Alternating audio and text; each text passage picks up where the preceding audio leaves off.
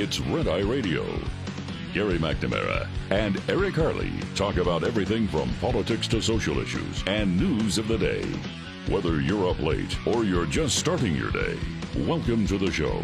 From the Uniden America Studios, this is Red Eye Radio. Hello and welcome.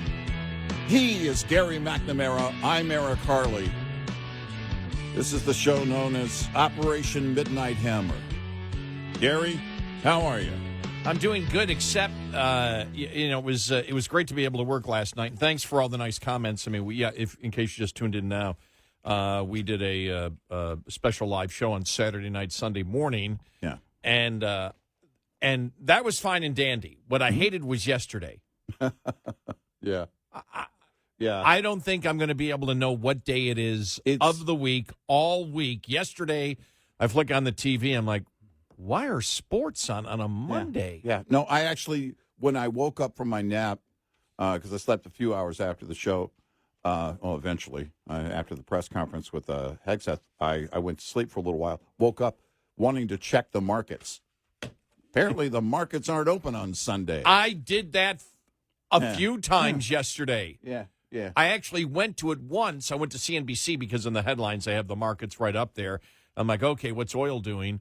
And it's like, I go, why isn't anything moving? Everything, what do you mean unchanged? I don't understand what's going on. Yeah, exactly. Oh, it's Sunday. It's not Monday yet. Exactly. Yeah. Oh, and my whole day was completely and totally screwed up. It was weird. It was really strange. And I had a buddy of mine, he's like, yeah, I heard you guys were live last night. He goes, wow, that's got to be crazy. And he said, I bet it was hard going in. I said, no, actually, it's harder staying home on a night like that. I would feel like a 911 operator telling somebody to hold. Could you please hold? Because you and I just look at situations like that, and it's extremely rare. But it's like when we're on vacation. Now, speaking of which, next week we're going to be on vacation. The very capable Dan Mandis from WTN is going to be, Marconi winner. I'm going to say, don't say very capable. You've got to say award winner. Yeah. Marconi. How dare you not Marconi Award give him winner. The credit that he is due. Yeah, Marconi Award winner. Great guy. Audience loves him. And he's going to be with you all week next week. And he was a good guy, Marconi. Yeah. I mean, I knew him in my youth. Yeah. You were in radio with him. You hired him into radio. I gave him his first job. See, this here is a control board, young man. Okay, so it was, the thing is that when we're like it, we joke about it. If you listen for any amount of time, it's actually a kind of a trend, a phenomenon, whatever you want to call it. But we get out of here on Friday, all of a sudden a story breaks or something. Or we leave on vacation, and then, boom, a story breaks. Oh, it was, wasn't the biggest story in the world, but it was a huge story. James Comey. Oh, yeah. No reasonable prosecutor thing. That whole thing happened that was July 5th. That year, whatever. It was July 5th or 6th. Was it? Yeah, because it was during that Independence Day week break that we take. So I was on the golf course. You were, and I texted you something, and you were trying to read a quote or something that I sent. I forget what it was, but it's the sun's shining down on your phone screen. It was hard to read, but. Then you called me. Yeah, on the old phones. My new phone now makes you were carrying allowances for that. People don't know back then. Gary used to carry a landline with him on the golf course, but it's well. Let's get to actually what happened. Yeah, what? I'd hit my first shot into the fairway. Oh, yeah. And do you remember as I'm talking to you, I put the phone down so I could hit my second shot? Yeah, that's one thing to hit my. And I put it on the green. And then I was like, by the time I got up to the green, it's like, look, I'm going for a birdie putt, so talk to you later. Yeah, exactly. And I missed the birdie putt, but I parred the hole. Yeah. That's the thing I remember. Forget about that it was a monumental point in political history over the last couple of decades because Right. it was an important It was. a moment. It was a bizarre moment. It was a bizarre moment, but our audience that has been with us for any amount of time knows that again it appears it's a trend or some kind of phenomenon, and so when last week the president said, I will make a decision on Iran within 2 weeks, and we did the math. Of course, if that had happened closer to that 2 weeks from then we would have been out on vacation. But again, Dan Mandis is going to be here with you all week next week, covering all the important stories. And we'll be there again if there's massive breaking news. We're going to be sitting there on vacation going, oh, man. We got a lot to say about what's going on. And we also love covering breaking news. So coming in as tired as we were, by the time we went on the air, I had only had 4 hours of sleep since we had last been on the air. And I stayed up this morning until 8 o'clock because I wanted to watch the press conference. You need to stop bragging about your lack of sleep. No, I told you that years ago. It's not anymore. It used to feel like bragging when I was young. Now it just feels, honestly, it's like, please, somebody help me. But I got to the end of the show yesterday. I get home and I think, okay, I can watch. Great thing about today's world, I can watch that press conference in its entirety when I wake up. So I'll get some sleep and then I'll wake up later. And then it was like the closer it got to it, I was like, okay, all right, I'm not going to be able to sleep before it starts. So watched it and then boom, I was in total blackout territory. I mean, I just didn't move for a few hours, but it was the response by our audience. Thank you for being here. It's why we feel compelled in situations like that. Why we want to be on there because of you guys. So thank you for that. Yeah, your response. It was great once we got on the air. It was a tough one for me because it's completely the opposite of how I did, and that I took over the counter medication. A melatonin. Yeah. It probably had worn off a little bit, but I took it right before. It was like, oh, we're going in. And I just happened to wake up. You know what it is? I think I knew. My brain knew. There was some kind of red-eye radio ESP in the air, and I woke up, and it was like, whoa. Well, we had been a couple hours down the road. We were out of town, and actually my wife decided she wasn't feeling well. She was just really tired. She wasn't sick, but very, very tired, which is highly unusual for her. And so we came home early and made as we often do, an early night of it. And then Saturday evening, the news broke. And so yesterday, after the show, I was talking to her, and she said, it just felt like something was happening. It just felt like, there was something going on.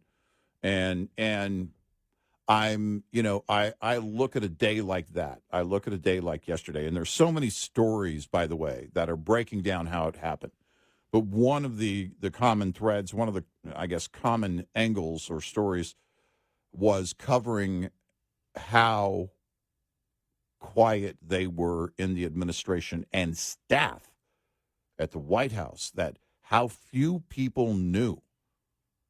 And then you talk about the B-2 crews and how radio silence, almost complete radio silence for 18 hours. And the fact that by the time I was watching Hegseth Sunday morning at the presser, those pilots, those B-2s still weren't back home yet. They were on their way.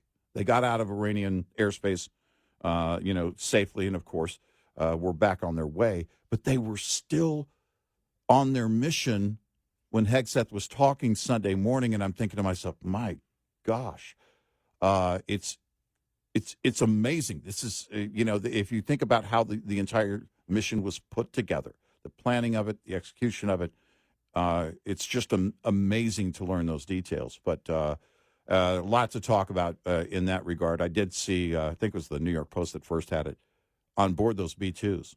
They had a microwave. A toilet. It's practically camping. It's a refrigerator. Well, because there's, yeah. I'm thinking because I didn't know in a bomber, I figured they probably had 3 pilots. Yeah. Right. And they don't. Yeah. They have 2. It's 2. Yeah. And one will sleep as the other. How do you sleep? Yeah. And that's the thing. I'm reading it yesterday morning, and I'm thinking to myself, oh, poor me. I had to interrupt my sleep and go into work. And I'm thinking, we're waiting. How I had to work and I had to. And I had to drive a whole 2 miles in, Eric says. And I was tired, and I was a little tired driving home. I had to drink more caffeine than usual, and that's not good for me. And it's like I'm thinking to myself, these B-2 pilots going, okay, now you got to sleep for 8 hours, and then, or whatever. I don't know what it is. I don't know what the sleep shift is. You sleep for 6 hours, and you come and do it, then I'm going to sleep for 6 hours. Then you come up and do it, then I'm going to sleep for 6 hours, and then you go sleep for 6 hours. And you do this over a period of like 2 to 3 days. Here's my question, and it's an odd question. Over 2 days. Over 2 days. Yeah, exactly. Well, the back and forth alone is 36 hours, and then you've got the mission built into it, right? So my thought is, okay, they're wearing the... And the debriefing once you're done? Right. Or do they do no debriefing? When they come back, they go, we'll debrief in 8 hours, get some sleep. Exactly, yeah. They're because there's no communication virtually. Well, radio silence on the way to the mission, and so I don't know about radio silence on the way home. I'm assuming once they got out of that zone, that territory, that there was more communication on the way back. But they've got the I'm guessing, I don't know. Someone would have to tell me, but the jet pilot mask, right? I don't know if they wear that in the B-2 or not, but if they do, could it double as a CPAP? Because they're sleeping. I'm thinking to myself, okay, this guy's snoring over here to my right. It's like, dude, you're snoring. He's nudging his co-pilot. You think about how incredible. I mean, seriously, if you did a documentary minute by minute, I mean, they can't, but if you did, it would blow people's minds. It would just blow people's minds. Not just the knowledge, skill set, and everything else in the pilots and all those who serve in those support units for the fueling planes, and also their escorts going in, the jet escorts going in to the territory. It's also the technology. They said in the briefing, now we don't know if they were completely undetected or not, but they said there were no shots fired at them that they're aware of. That's how they phrased it. We don't know of any shots taken at our crews that we're aware of. And they would be aware of. They would be aware of. They would be aware of. And I would love to know, well, is there reason to believe then the technology, it's stealth technology, but they have the escorts. Again, how do you make that work and get in? I'm still fascinated with SEAL Team 6 getting into Pakistan. And we know the story now, and I'm hoping years from now, at some point, we can learn more about this story here, because I think it's important for all Americans to understand. I think it's important. I want to understand more about situations like this and exactly what it takes. There was the back and forth stuff on X and social media. The warmonger versus the isolationist. It just gets tiring because you don't look at the very existence of an Iran. And if you're old enough, we said this yesterday, and you lived through it for 50 plus years, and they're the big evil in the Middle East, and they've created so many problems, killed so many Americans along the way. And if you don't understand they're an enemy of the United States, I don't know what to tell you. You know, I think it was National Review that pointed out when he talked about the 1,000 Americans, and he talked about how many roadside bombs actually in Iraq. Yeah. That's what the president was talking about. Exactly. And he said everybody's forgotten about. National Review put that out there. They go, the president hasn't forgotten it, but there were over 1,000, people that were killed in Iraq because of roadside bombs that were set up by the Iranians. Yep. And it's like, so, I mean, this is the thing that people don't know, but that's what Trump was talking about. Mm-hmm. We've got so much to talk about here on the show today. We do. Great show ahead, 866-98 Red Eye. Hey there, this is Hope Zavara with Mother Trucker Yoga, and here's your health tip of the day. Healthy driver, healthy diesel, powered by Howes. Lower back pain is one of the most common complaints amongst truck drivers, with over 50% experiencing it regularly. Let's fix that. Sit up tall in your seat, inhale and arc your lower back away from the seat, like there's a pin behind you you're trying to avoid. Now exhale, round your back and tuck your tailbone under, just like the shape of the letter C. Repeat that movement 5, 10, even 15 times until your lower back and hips start to loosen up and feel ready for the road. There you go. Small, simple changes can lead to big results so that you, my friend, can feel good again. Visit mothertruckeryoga.com and howesproducts.com for more tips and support. Coming up, more with Gary McNamara and Eric Harley. It's Red Eye Radio.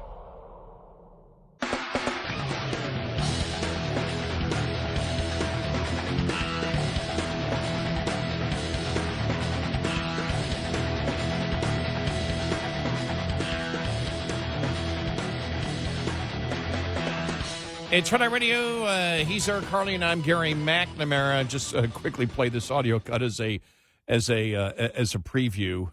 Scott Jennings back on CNN after being gone a week, but I love this. Here we go. Congress must see the underlying intelligence about how they were indirect threat and how the U.S. needed to respond without congressional approval. But as of right now, I have not seen that. You're arguing that after 46 years of the Iranian regime killing Americans, threatening Americans, saying over and over and over again, death to America, that maybe they were just, didn't mean it, that they're fiery but mostly peaceful Iranian butchers? I mean, I don't...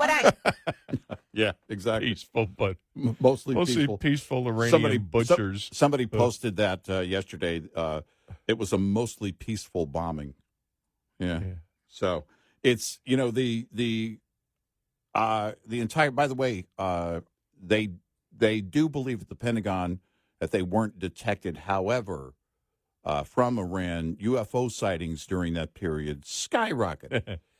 Well, if you've ever seen, I remember the first time, and it was a stealth fighter that I saw. This goes back decades ago. Yeah. And we knew it because we knew of the stealth fighter at the time. Right. But we knew there was an air show in the area. This is when I was up in New York for vacation one time. And we're playing golf, and we're looking up at it, and we're just like, holy crap. Yeah. If you saw this 15 years ago, the experimental one, you would have no idea that it was a jet. You would not have any idea, because the way that it looked when it hit the sun, it looked like a UFO. Well, even the B-2 still, today. I mean, we've seen it for years, but I mean, it's still today. If you look at it, especially when it turns at an angle, it's like, okay, I'm pretty sure that's from another planet. I mean, it just looks, it just looks different. But yeah, it. By the way, I don't know if you saw the story a couple of weeks ago, that it is now believed that there was many of these sightings, these so-called sightings, were, of course, military testing. Oh yeah. And you and I talked about it and said, right, and that the government wanted the public. They pushed the UFO. It. Yes, they exactly. encouraged that talk, which is exactly what you would do.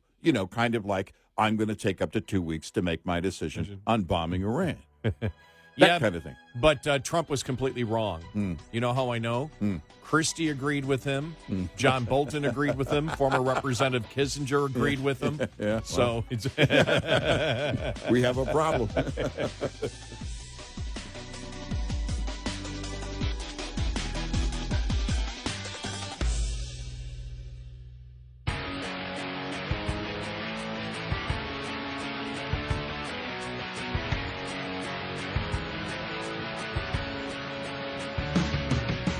Catch all 5 hours of the show live every night on the Red Eye Radio app. Available in the App Store.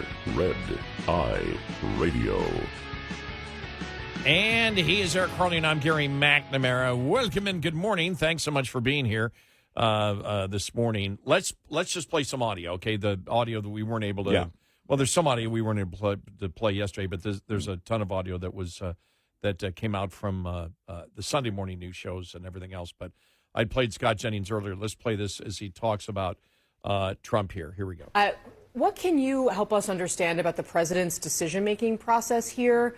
Because certainly I think there are many in MAGA world who may have been surprised that he did this, but tell us what you know. Why would you be surprised? I mean, Donald Trump has been clear-eyed and full of resolve about the Iranian threat for 20 years. He has always said you can't have peace if Iran has a nuclear weapon. And I would also say that my observations of him over the last few months are that things are running quite smoothly over in the White House and at the Pentagon. Look what happened. The deception that was involved here, no leaks, the resolve, the precision, execution. We have a commander-in-chief right now who is decisive and who knows how to operate a government and operate a military operation with absolute precision. The level of deterrence that this will put throughout the world that our enemies should be perceiving is very, very high. This is a great day for this president, and it's a great day for the world because he's making us safe for Western civilization. Well, when you look at, to put on our political consultant hats here, to look at the situation of where Trump is right now, everything that Scott Jennings said is absolutely the truth. Mm-hmm. Yeah. But you look at two things here. You look at, number one, going after the nuclear facilities and how everything happened. And we'll get into some of the specifics. We'll get to General Raisin Kane here in just a little bit. Yeah. And what he had to say as he laid the entire thing out. But how this was done with such precision, the media's blown away because in the first Trump administration, they couldn't keep a damn thing secret.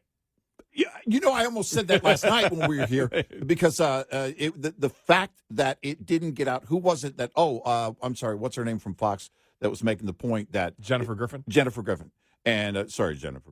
But it's. I mean, my memory thing is like not working because of the lack of sleep again. I know everybody wants to play their small violin for me, but it's Jennifer Griffin making that point. I think she was the first I saw to make that point. And then the story played out on Sunday on multiple levels in different news organizations. And when we played the audio cut from Jennifer Griffin yesterday on the show, I almost came back and said it's vastly different than where we were in the first Trump term when you couldn't keep anything secret. And I thought to myself, the reason I didn't say it, I remember the decision I made. In the moment, I thought, well, this is a large mission. There really isn't anything this large that you can compare from the first term that you can compare it to. And I thought, well, later during the day after we got off the air, I thought, well, actually, even then, back then in that first term, it's still a pretty decent chance the way it was going back then that at least it would leak from one source at the White House or somewhere else. But the difference, I believe, and after reading analysis on Sunday from it, is the fact that Trump has got it down in terms of everybody understanding, especially in a situation like this, but everybody understanding what the mission is and how important it is, and then knowing you don't tell your kids unless you want your neighbors to know. You know what I mean? You can't talk to anybody about this. The thing about Trump, we said it all during his first term, he would talk to the media almost to a fault. Well, he talks to anybody almost to a fault. He doesn't have a problem doing that. In his mind, he's probably thinking, well, they understand the sensitivity, but clearly in that first term, people were, John Bolton quit and wrote a book while Trump was still in office. But the point is I think Trump, at least on this matter, clearly has a better understanding or has been advised and listened to it that this has to be ironclad. The number of people that got the read on this were like a handful. There were staffers at the White House that didn't learn about it until he posted it on social media. Well, I think the media, for example, all their sources didn't come through for them, and so they were just like, "What in the world's going on? This should have leaked to us." By the way, it was a false story. What that the media put out there that the Democrats weren't notified. Karen Levin came out and said this is completely fake news. We told Schumer before, and those are the two leaders are Hakeem Jeffries and Schumer. Those are the two leaders of the Democratic Party. Said we told Schumer beforehand. He knew, and we could not reach Hakeem Jeffries, but we were attempting to get a hold of Hakeem Jeffries. We didn't get a hold of him, but as soon as we could, we told him what was going on, and so we said we didn't tell him. He didn't find out until after the strike, but we could not get a hold of him. In fact, Hegseth said something to the effect, generally speaking, about Democrats being told. One of the questions was, did you tell Democrats? And generally speaking, he said, after the B-2s were out in safe territory again, out of Iranian airspace, they were told immediately. Yeah, but the important thing, the thing that the media was pounding on is, why aren't you telling them the Democrat leadership? And they said we did tell the Democrat leadership. By the way, we didn't tell the Senate or Intelligence Committee people it. But I think that when you look at Democrats overall, there is a legitimate thing that we're not going to tell you because you're going to do anything in order to destroy Trump. You don't care what it is, and I think independents understand that. But when you look overall at this entire thing. There was a tremendous amount. You've got two things in the Trump administration. Not that like any administration, because they do talk more than any administration. Trump sits there and he's got his cabinet there with him. He's talking on a consistent basis. The difference is he's talking, but he's much more disciplined. Yeah. He's much more disciplined. Which means what? He's highly intelligent because he's learned from his mistakes. Yeah. And highly intelligent people do that. Right. The other thing is it's thrown out just completely this thing that Schumer tried to start last week. Not Schumer. Dick Durbin tried to start last week that, Biden wasn't the one that has cognitive problems. Trump once said the UK instead of the UN, so he has cognitive problems. Oh, my gosh, yeah. That blows that out of the water. But the level of competency here, the level of bluntness of competency of the strategy that was drawn up, everything that you see about this particular plan, you look at it and you say competency. When you look at the border, you say competency. This thing that we were told for 4 years we could not solve unless Congress did something about it. The border was solved like this. Yep. This plan was everything that you would want from a president of the United States in explaining why we're going to do it. Yep. Doing it, the public relations of selling it to the world. Of course, you're going to have Russia and China and whatever, and that's the beautiful thing about the Strait of Hormuz. It's like we're going to close that down. Well, you hurt China the most. Exactly. It's just like you're hurting. You're gonna send people towards Israel and the United States if you actually close this thing down. And they buy a ton of oil from Iran, to be clear, for people who don't know. I mean, directly from Iran, not just stuff that comes through Hormuz, but they buy. They're a customer of Iran. So but when you look at it, what you've got on two huge issues, you've got complete and total competency. Complete, where the public can look at it and go, "Wow, wow, wow." I got that a lot yesterday. People saying, "Wow, wow." This we're barely 5 months in to his second term. Yeah, and it was the border. Think about this: the border is sealed to the point that Democrats are crying and protesting, and Iran's nuclear facilities were bombed. The whole bomb Iran thing almost became a catchphrase joke over the last 5 decades. Because everybody knew it needed to happen, but nobody believed it would. And that's where we are. And think about that. We're just barely 5 months in to his first term. And I thought yesterday, he posted something. I actually made a joke about it. But he posted something on True Social. Great unity in the Republican Party. I'm not sure I believe that, not necessarily. But I'll say this. I'll finish here in a minute. But perhaps unity like we've never seen before. Now let's get the great, big, beautiful bill done. Our country is doing great. MAGA. All right. And then I reposted that. I did a screenshot of it and posted it. I said, you know something? I bet it's a lot easier to whip some votes the day after you whip some ass. And I was just trying to get the line out. I just thought that was kind of I was just trying to make a joke.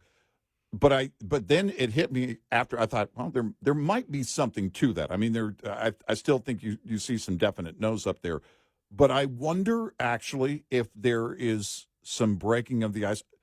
You and I still, on the big, beautiful bill, I'm not talking about what we support. I'm not rah, rah, rah on the big, beautiful bill. Let's just to be clear, that's not where we're going. I'm talking about his ability, because ultimately he has to whip the votes. He has to bring the party together. I mean, technically he's not doing that, but he has to convince the GOP on Capitol Hill, hey, get this done. And we said that before, and I just wondered, I thought on Sunday morning, I wonder how much more leverage he had, because here's what I wonder. If you're one of the no votes, or you've got, this protest or everything else, it's like Eric and Gary complaining about losing sleep, right? Not that it's nothing. We shouldn't be spending more. But the question is, do they look at it, the ones who are saying, no, we absolutely can't do this, and say, you know what?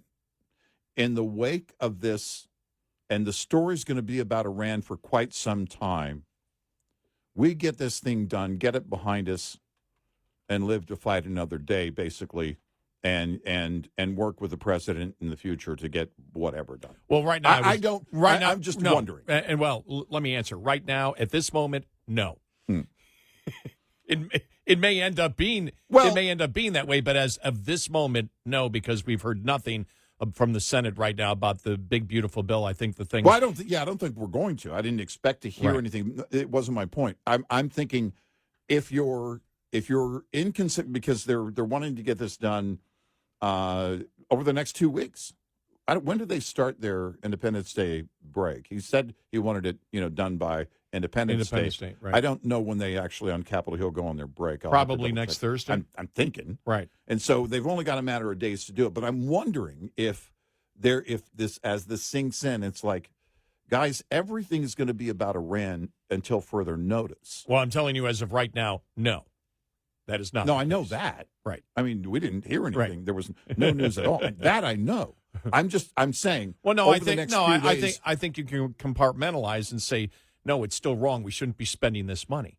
Oh, no. You and I both said that. I made that clear when I started this. That's not my point. My point is. Well, I don't know what your point is, because I'm saying minds as of right now won't be changed, and I don't see them changing because of this. Yeah, I'm asking if they do. I don't know that I agree with you on that. That's my whole point. And so because I don't agree with the bill. I don't think we should be spending trillions more dollars.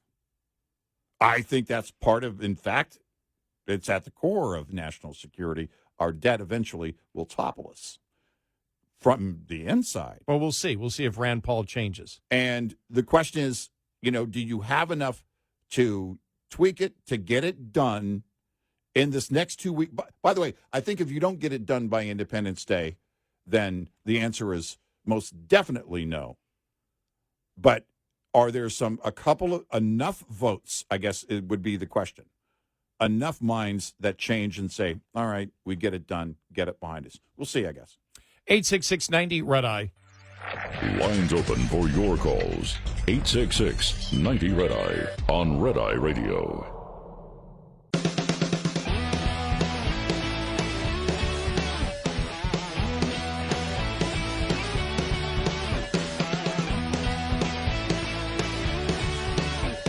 It's Red Eye Radio.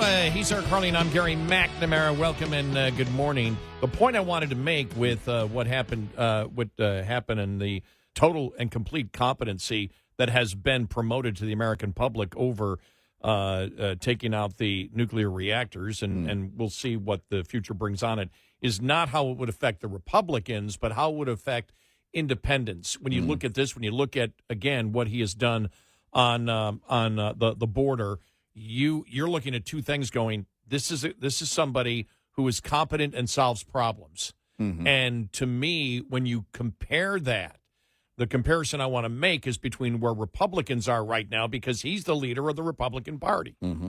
Yeah. The president's always a leader of the party that's in power. Yeah. And it's just oozes of competency and we get the job done, compared to the Democratic Party that right now still is completely lost. And over the weekend, there were still Democrats saying, we're completely lost, we're completely lost.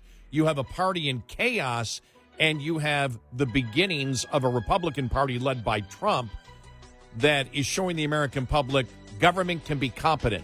Yeah, right. Yep.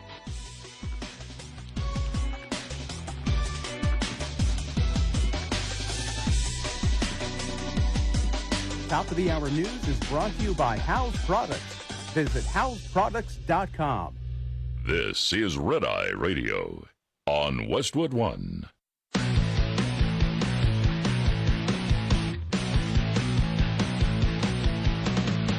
Now, it's Red Eye Radio. Gary McNamara and Eric Harley talk about everything from politics to social issues and news of the day. Whether you're up late or you're just starting your day, welcome to the show.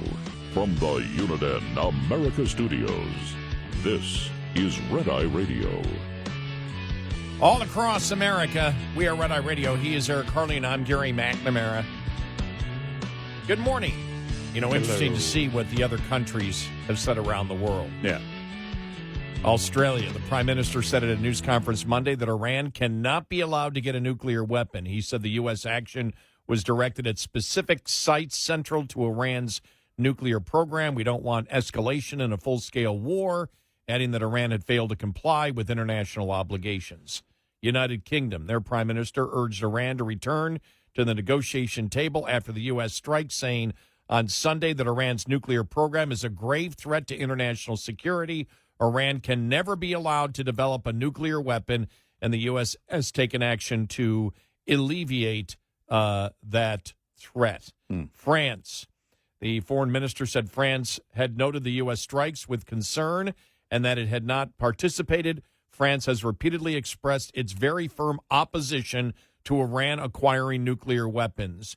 Japan's prime minister said a de-escalation as soon as possible is more important than anything, but that at the same time, Iran's nuclear weapons development must be stopped. Mm-hmm. And even if you go to Saudi Arabia or Qatar, Kuwait, whatever, of course, they're talking about that we need a diplomatic solution, but really you don't see any serious criticism of the United States at all. You and I were talking yesterday during our live coverage, and I had noted that you really didn't see any finger wagging toward Trump. It was all toward Iran, basically saying they can't have nukes. Britain's prime minister came out and made a statement, and clearly it was early in the process, and we knew some statements would be made by other international leaders and their positions would be known.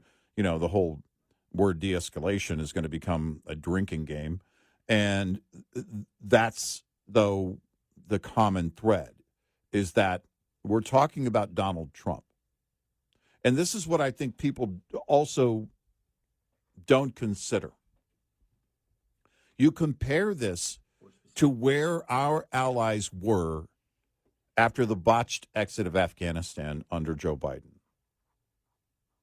They were furious. Livid, yeah. And you look at a mission like this, and it's a big deal because the very real concern is that it sets off retaliatory measures across the world by Iran's proxies, and that all of these nations are in danger. But the bigger concern, you're hearing also that we played some BBC audio yesterday. Look, yeah, Iran has a reach to some of these countries.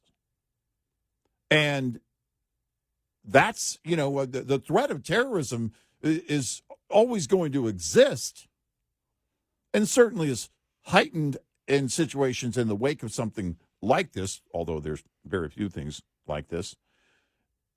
The greater concern is that Iran itself, after development of nuclear warheads, then goes to work doing what they want to do still. And that's what it comes down to, is that our allies, this was one of the greatest threats, if not the greatest threats,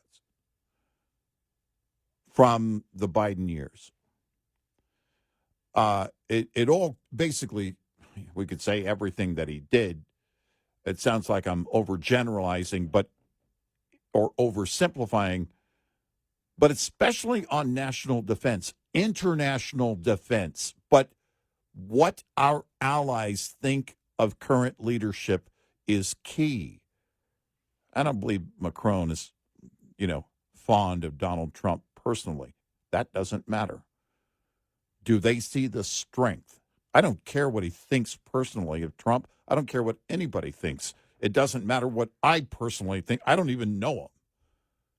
What do I believe he can do? Where's my confidence in him as commander-in-chief? And where is the confidence from our allies? Where does that stand? We saw where it was during the Biden years, especially after the botched exit of Afghanistan, and it was very, very low. I think what's crucial in this, and just mentioning all the European countries out there, and then even in the Middle East, and you did see. I mean, we had played the I don't know if we played it or we just talked about it. We read the transcript from the Crown Prince of Saudi Arabia, said we don't want them getting nuclear weapons. Right. That's the one thing that's been communicated effectively by the United States, and maybe reality also. A combination of the communication of the United States and reality is that the Middle East, the countries in the Middle East, don't want Iran to get the nuclear bomb. Right. There is the mindset since the Abraham Accords that maybe we can have peace. Now, look, you're not going to have Iran doesn't care about trade with the United States. Right. They don't care about opening themselves up. But that narrative is now inside of countries like Saudi Arabia, like Egypt, like, Qatar, like United Arab Emirates. Now, you look at these countries that, have some unbelievable urban areas, unbelievable cities. They've embraced, not fully, but they've embraced capitalism, which means you have to be a little bit more tolerant than you were the day before of other people's beliefs. And that is the goal behind, whether it's trade or whatever. Not that the mullahs care about trade. They care about power. Right. But when Trump said that, a lot of people rolled their eyes like, they don't care. And I'm like, well, that's fine it's fine because he's offering the Iranians what he's offering everybody else. Right. We all know that the mullahs don't want it, but the Iranian people do. Right, yeah. A significant portion of the Iranian people want a better life, and so that message wasn't for the mullahs, and it wasn't to convince you that the Ayatollah, well, doggone it, we can have trade with the United States and Europe, and we can have a better society for our people. Well, of course, they don't want it, but you keep promoting that message, and you keep showing, look, this is the last thing we want to do, and you and I talked about this yesterday.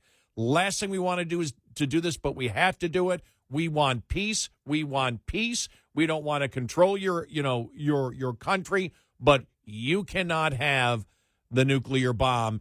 And the majority of the free world agrees with that. And it would be interesting to find out whether China and or the story about Russia yesterday. Yeah. The Russian official that said, there are a lot of countries that could provide nuclear warheads to Iran. Right. Yeah. Probably you don't have.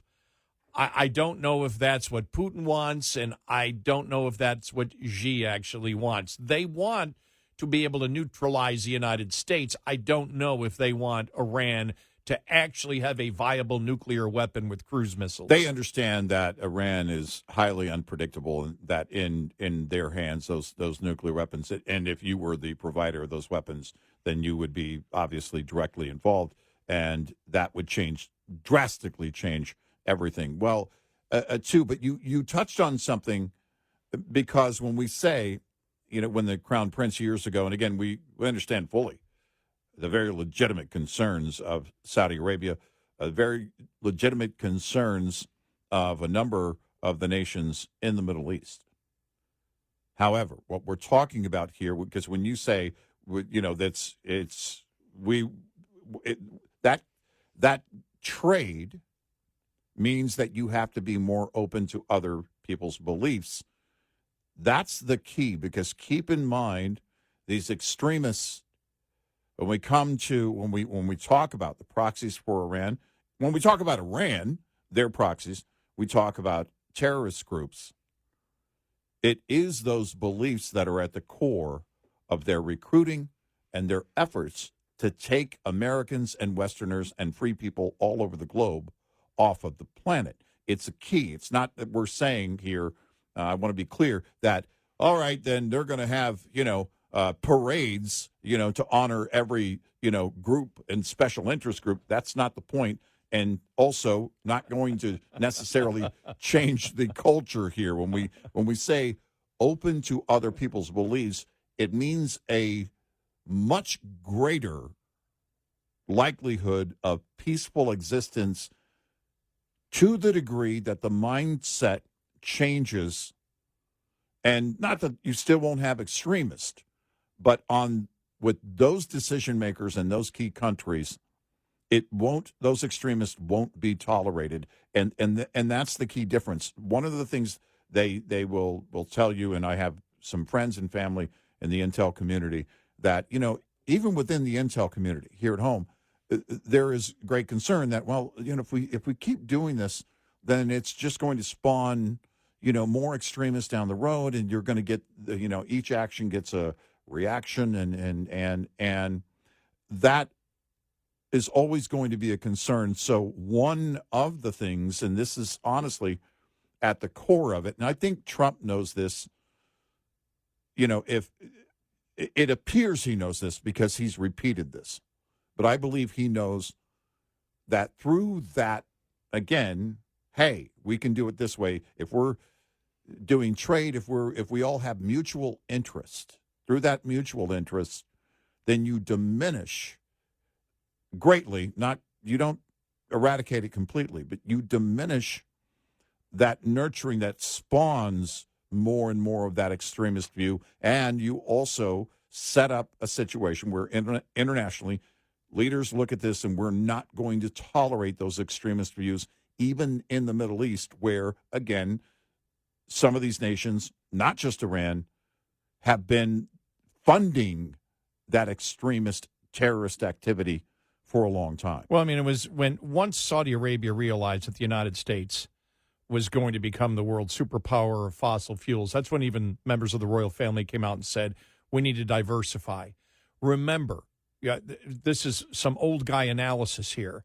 I remember how OPEC had a stranglehold on the United States in the 1970s. You remember when the fossils were still living? Yes, I remember. Forget about fossil before fuels. They became fossils. I was there when they weren't fossils. They were actually live. They were actually live beings. Yes, live beings. They were malevolent forces. No, I'm sorry. I don't want to quote Tucker Carlson out of context. Yeah.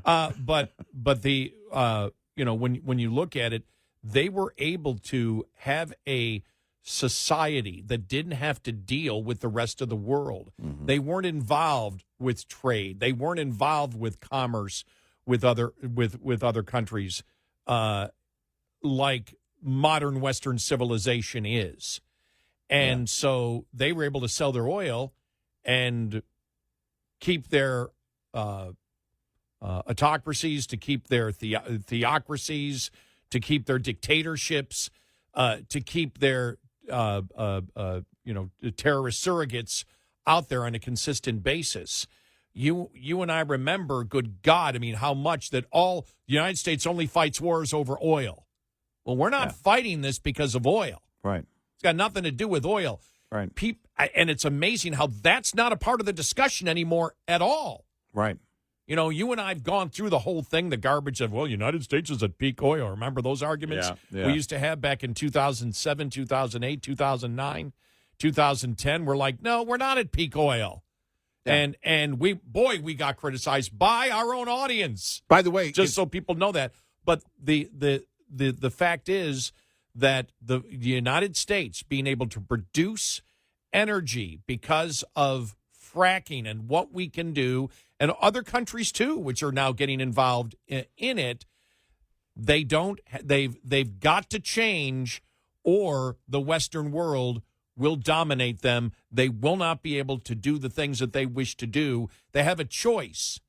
You become an Iran, or you start becoming more like the United Arab Emirates. Yeah, if you want to make the comparison there is evidence, and it's only momentary, but it's important, I think, in the wake of the bombing of Iran. Think about that. Oil is at 75 and 1 penny.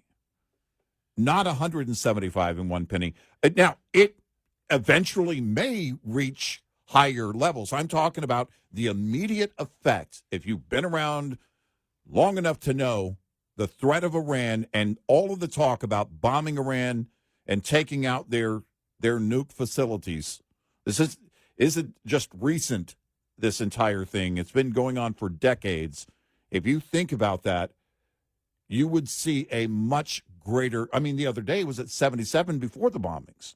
Now it's at 75. Now it's up. It's up 1.5%.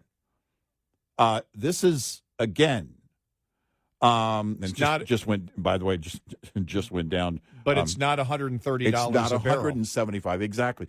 Those are the things that you look at it and say, all right, the impact of that, the market's reaction to that. Again, oil could continue to go up. Well, if they block the Strait of Hormuz, it might go to 110. Which is a supply thing. Right.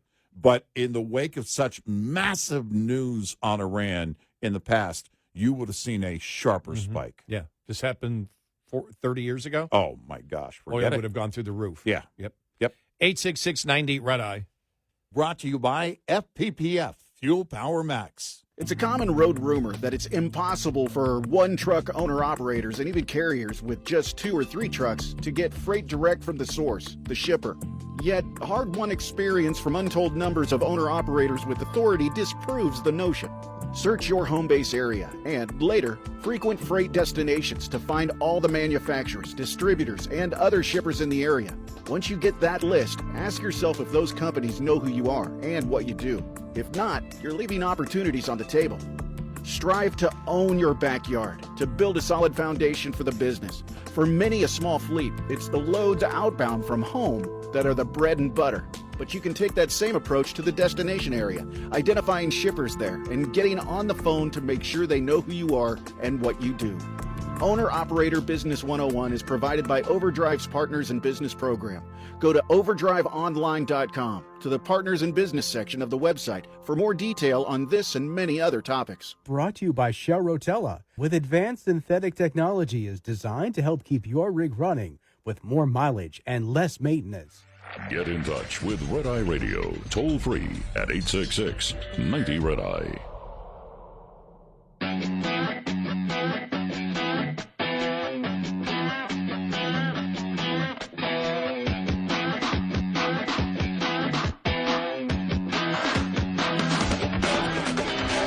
It's Red Eye Radio. He's our Carly, and I'm Gary McNamara.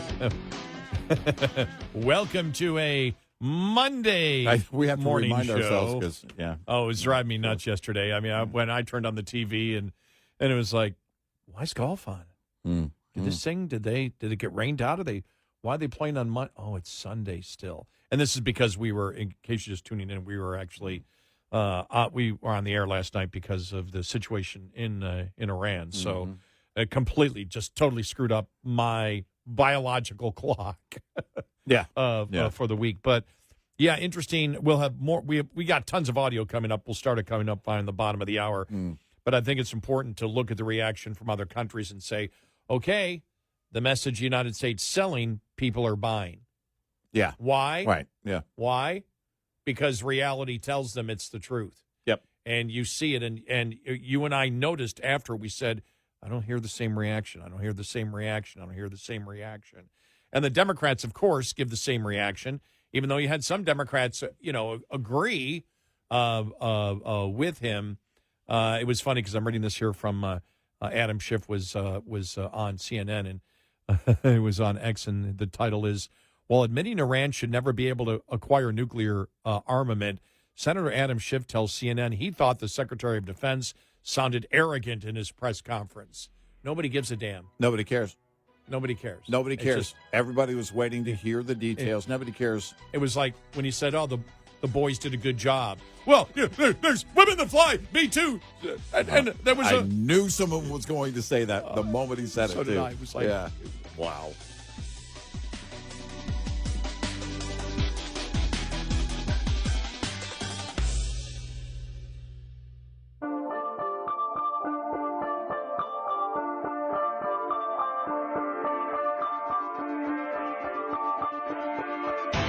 Catch all 5 hours of the show live every night on the Red Eye Radio app. Available in the App Store. Red Eye Radio.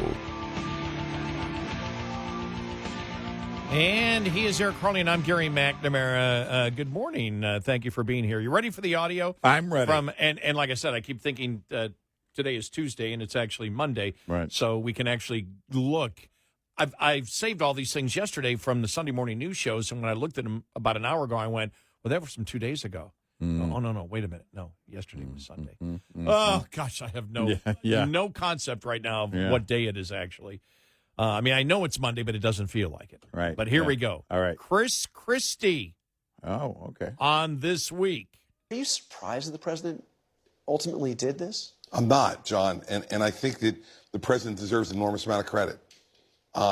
This is against type for him. I'm sure it was a difficult decision, but what I think his analysis was he cannot live with a nuclear weaponed Iran. And Israel did all the heavy lifting. They wiped out any of their air defenses, really severely damaged them in what they've been doing over the last week and a half or two. And the president saw an opportunity that he might never have again. And I think we see the way we dealt with North Korea, that we missed opportunities to take them out before they became a nuclear power. I think Donald Trump looked at this and the president said, I'm not going to let the same thing happen in Iran in what is an even bigger powder keg in the world. And what next? I mean, he was vowing a bigger operation, a bigger attack if Iran retaliates. Well, that's up to Iran. And I think if Iran decides that they want to do, and I think your analogy is exactly right, it's a suicide bombing. If they decide they want to do that, I have no doubt that Donald Trump will bring more force to bear against this regime, which is probably teetering as we speak right now. So I don't think that's what the president wants to do. I think what he said last night was exactly what he believes, which is I did it to stop a nuclear powered Iran. And if they now come to the table, I'll make a deal. If they don't and they try to attack us, we're going to go get them. And I think, John, the Democrats have been kind of tone deaf on this. And the reactions they've given so far, Congressman Himes, who I have respect for, I just think they're tone deaf on this one.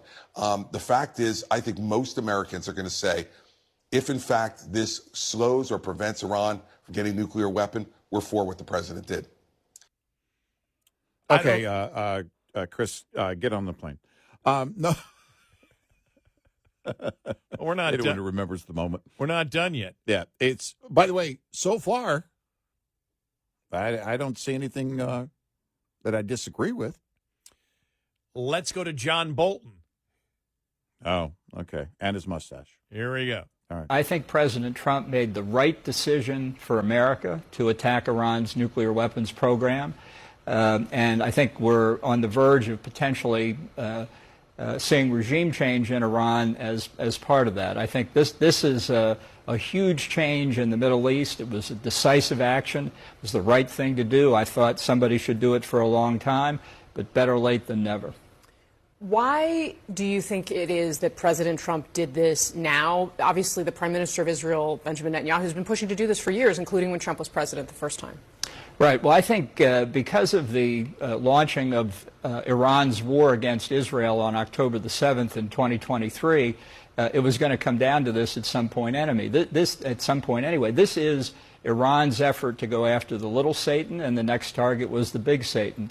So Israel really faces an existential threat from a nuclear Iran. But Iran is not just Israel's problem. Iran is the world's problem. It's particularly the U.S. problem, and we have now acted against this nuclear proliferation threat.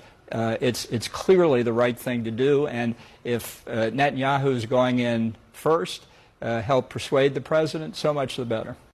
Okay, he said something there that was key, and I agree with. Iran is the world's problem, because the discussion here at home has been Iran, this was Israel's fight. This is Israel's war. And then the other side is, well, no, Iran is a threat to the U.S.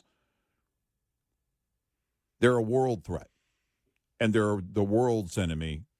And we know that by, and you read some of the response by world leaders, we know that by the world leader response on this. The common threat is Iran can't have nuclear weapons. And I actually even know it better. I mean, because we read what France, Great Britain, all Australia, and even some of the Middle Eastern countries, Saudi Arabia, Qatar, Kuwait.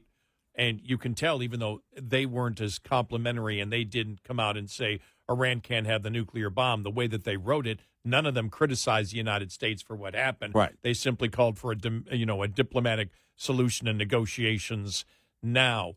They don't want it to happen. Right. The world actually, it got to the point, and you've got to communicate it effectively to your allies. But if you have any type of intelligence apparatus in your country, or you share with the United States, the Five Eyes, and all of that,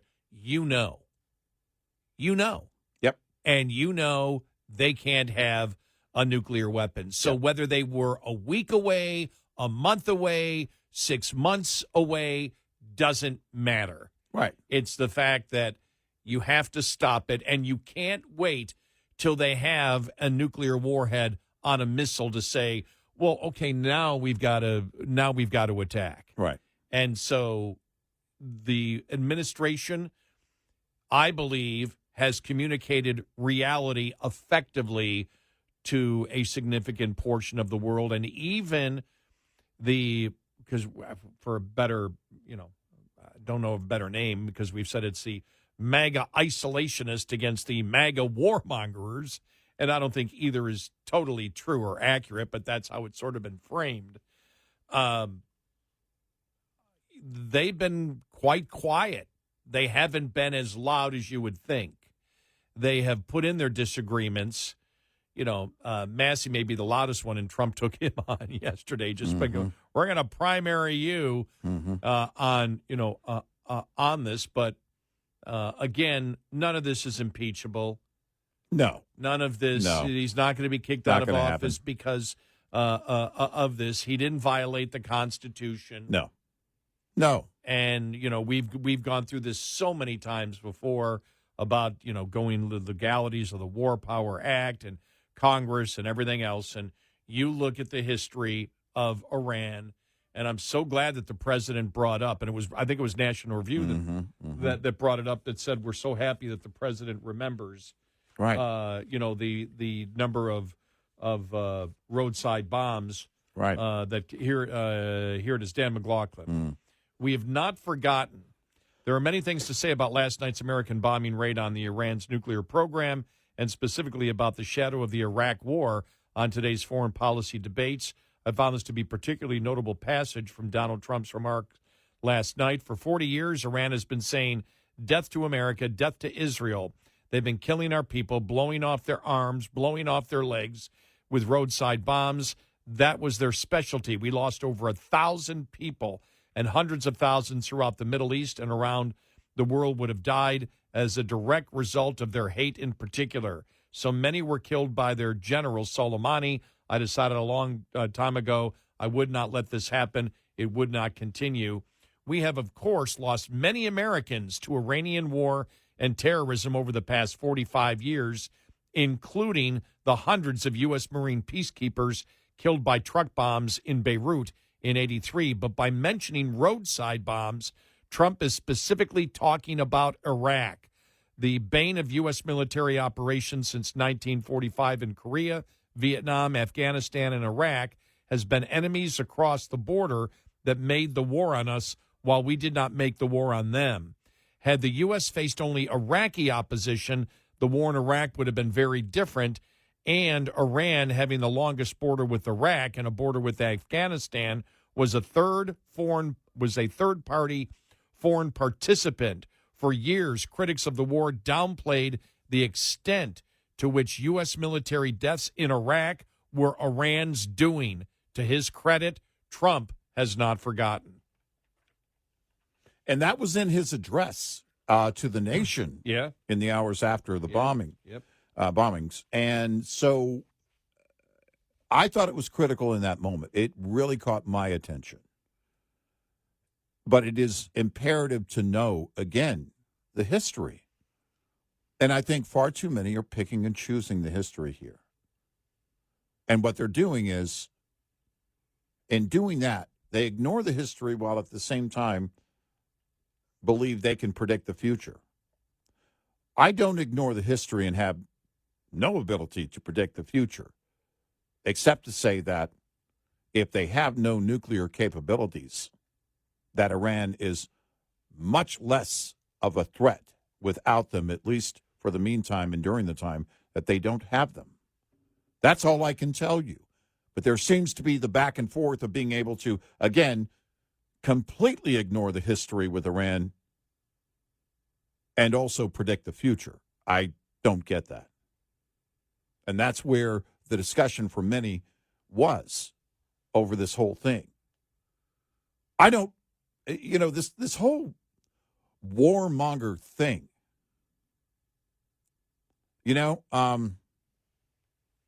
I'm not one of these people. It's just, I don't get it. These people love war. I don't love war.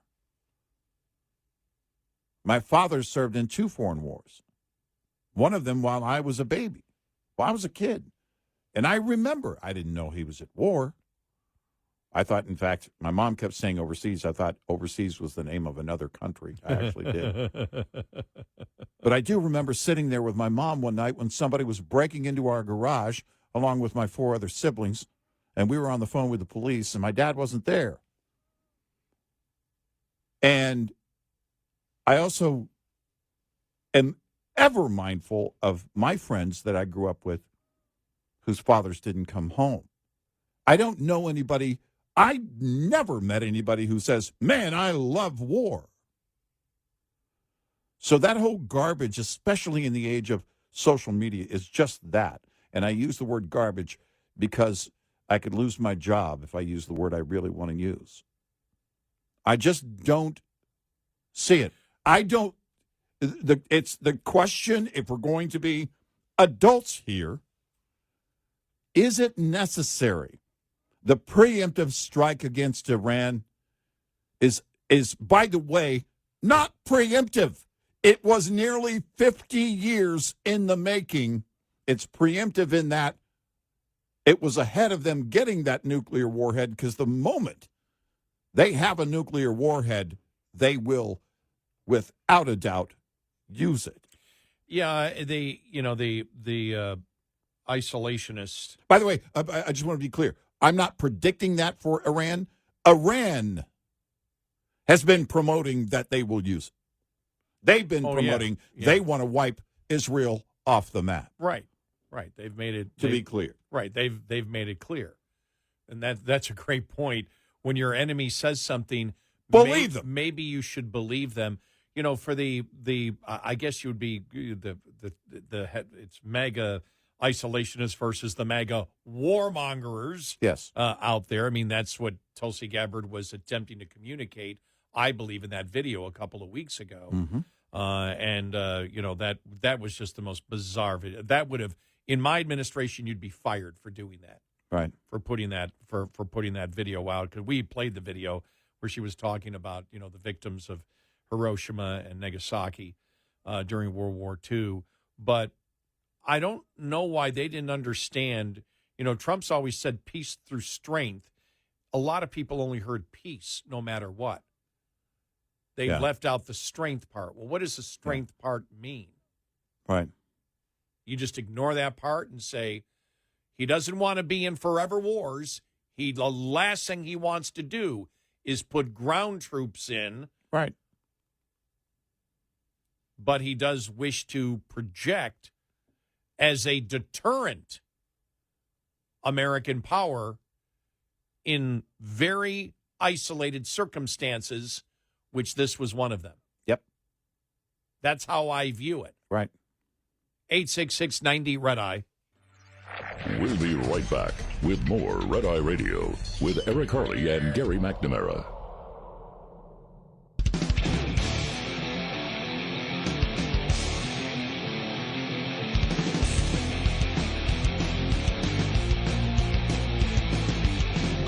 It's Red Eye Radio.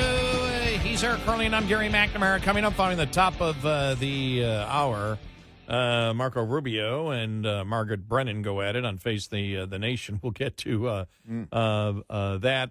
Plus, also, General Kane. General Kane yesterday explaining the actual mission, which was just greatness. Mm-hmm. And more stuff that we haven't got to. Congratulations to the Oklahoma City Thunder on winning the NBA championship. To the people, especially natives of Oklahoma, my wife is one.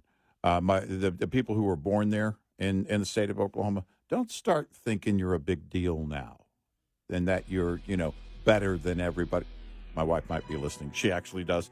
But no, to all think the she's people, better than everybody else. Oh, she thinks she's better than me, but she might have a point. Well, there.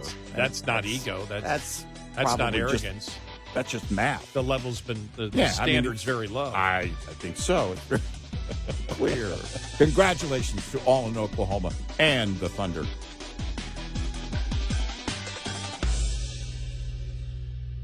This is Red Eye Radio on Westwood One.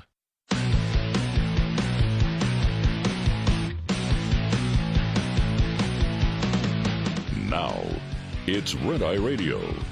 Gary McNamara and Eric Harley talk about everything from politics to social issues and news of the day. Whether you're up late or you're just starting your day, welcome to the show. From the Uniden America Studios, this is Red Eye Radio. All across America, we are Red Eye Radio. He is Eric Harley, and I'm Gary McNamara. Welcome. Good morning. Thanks for being here. Happy Monday. Yeah. I'm only saying that to remind myself it's a Monday. I know. Yeah. It's okay. It's fun, and I'm actually thrilled. I was thrilled to be here yesterday, even though I was half out of it, but just because of the sleep thing. Because we got, we decided to do the show sort of at the last minute, where it completely destroyed our weekend sleep shifts. Right. I mean, 20 minutes later, I probably would have been asleep. Yeah. I would have been out. And you were already sleeping. I was asleep and just had something woke me up and the light was on my phone and it's when, all hell's breaking loose. And then I see, hey guys, we're going in. Yeah. What? Yeah. All right. Yeah. Okay. Oh man. But but I got some sleep. So I feel much better tonight. Yeah. Much better. Listen, to the pilots of the B-2s. Yeah. You guys, so what? 18 hours there and back? Well, listen, we went without sleep. That's what that's what I thought. I thought the same thing too. Yeah. Did you ever see the Spirit of St. Louis? Yeah. I loved it. Oh, I love that movie too. I just absolutely love the movie. Yeah. About Lindbergh. Yeah, right. Jimmy Stewart played Lindbergh. Yep. I love that movie. And when he, because he's flying in the propeller plane across. Can you imagine that? Thinking that? I'm going to take a propeller plane, a small single-engine plane, across the Atlantic. Can you imagine that? No, I honestly. And he's got the sandwiches. He breaks out the sandwiches. But also, the exhaustion, you could see it. And he played it so well. He did. He really did. He did. We know that Jimmy Stewart, didn't do that deed, but he was portraying it, and he actually played it very well. And you can imagine what the exhaustion might be, what in a situation like that. In fact, in modern days, I remember when I saw the movie the first time, it was like, wow, this is, it's incredible, which it is. Now, as I, get very close to 60, I'll turn 60 my next birthday, I think to myself, man, that wasn't smart. No, but you think about the idea. I mean, you know what I mean? You shouldn't do this. No, don't do it. Well, and then the anticipation as he and his sponsors, because he had to go out and get sponsors. Yeah. And they're sitting there going, uh-oh, somebody again just tried, somebody else just tried again. They're coming from France here or whatever. And it's like, oh, they disappeared. Okay, you can go. It's like, oh, my gosh. It's like 1927. Yeah. Then that you okay think... but okay, a friend of mine who's from Scotland said this, and it kind of resonates with me in different ways. But about I don't know, a year ago, he goes, the great thing about being here in America, he loves being, and he's an entrepreneur. He says, is that Americans don't know they can't do it. If I tried to do some of these things back in Scotland, there's so much government red tape. He goes, here, Americans just don't understand that you've never, if you've got that mentality, you never, and of course nothing applies to all, to be clear. But Stephen was saying, here in America, you do it. You don't think about what can't be done. And so in 1927, with Lindbergh, and a number of people along the way in different stages of this country, right? But with innovation and with, incredible feats that they pulled off, Lindbergh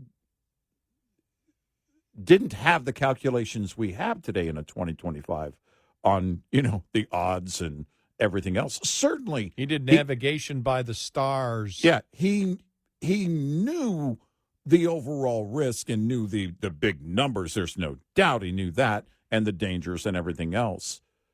But it was that fortitude. It was that I'm going to do it.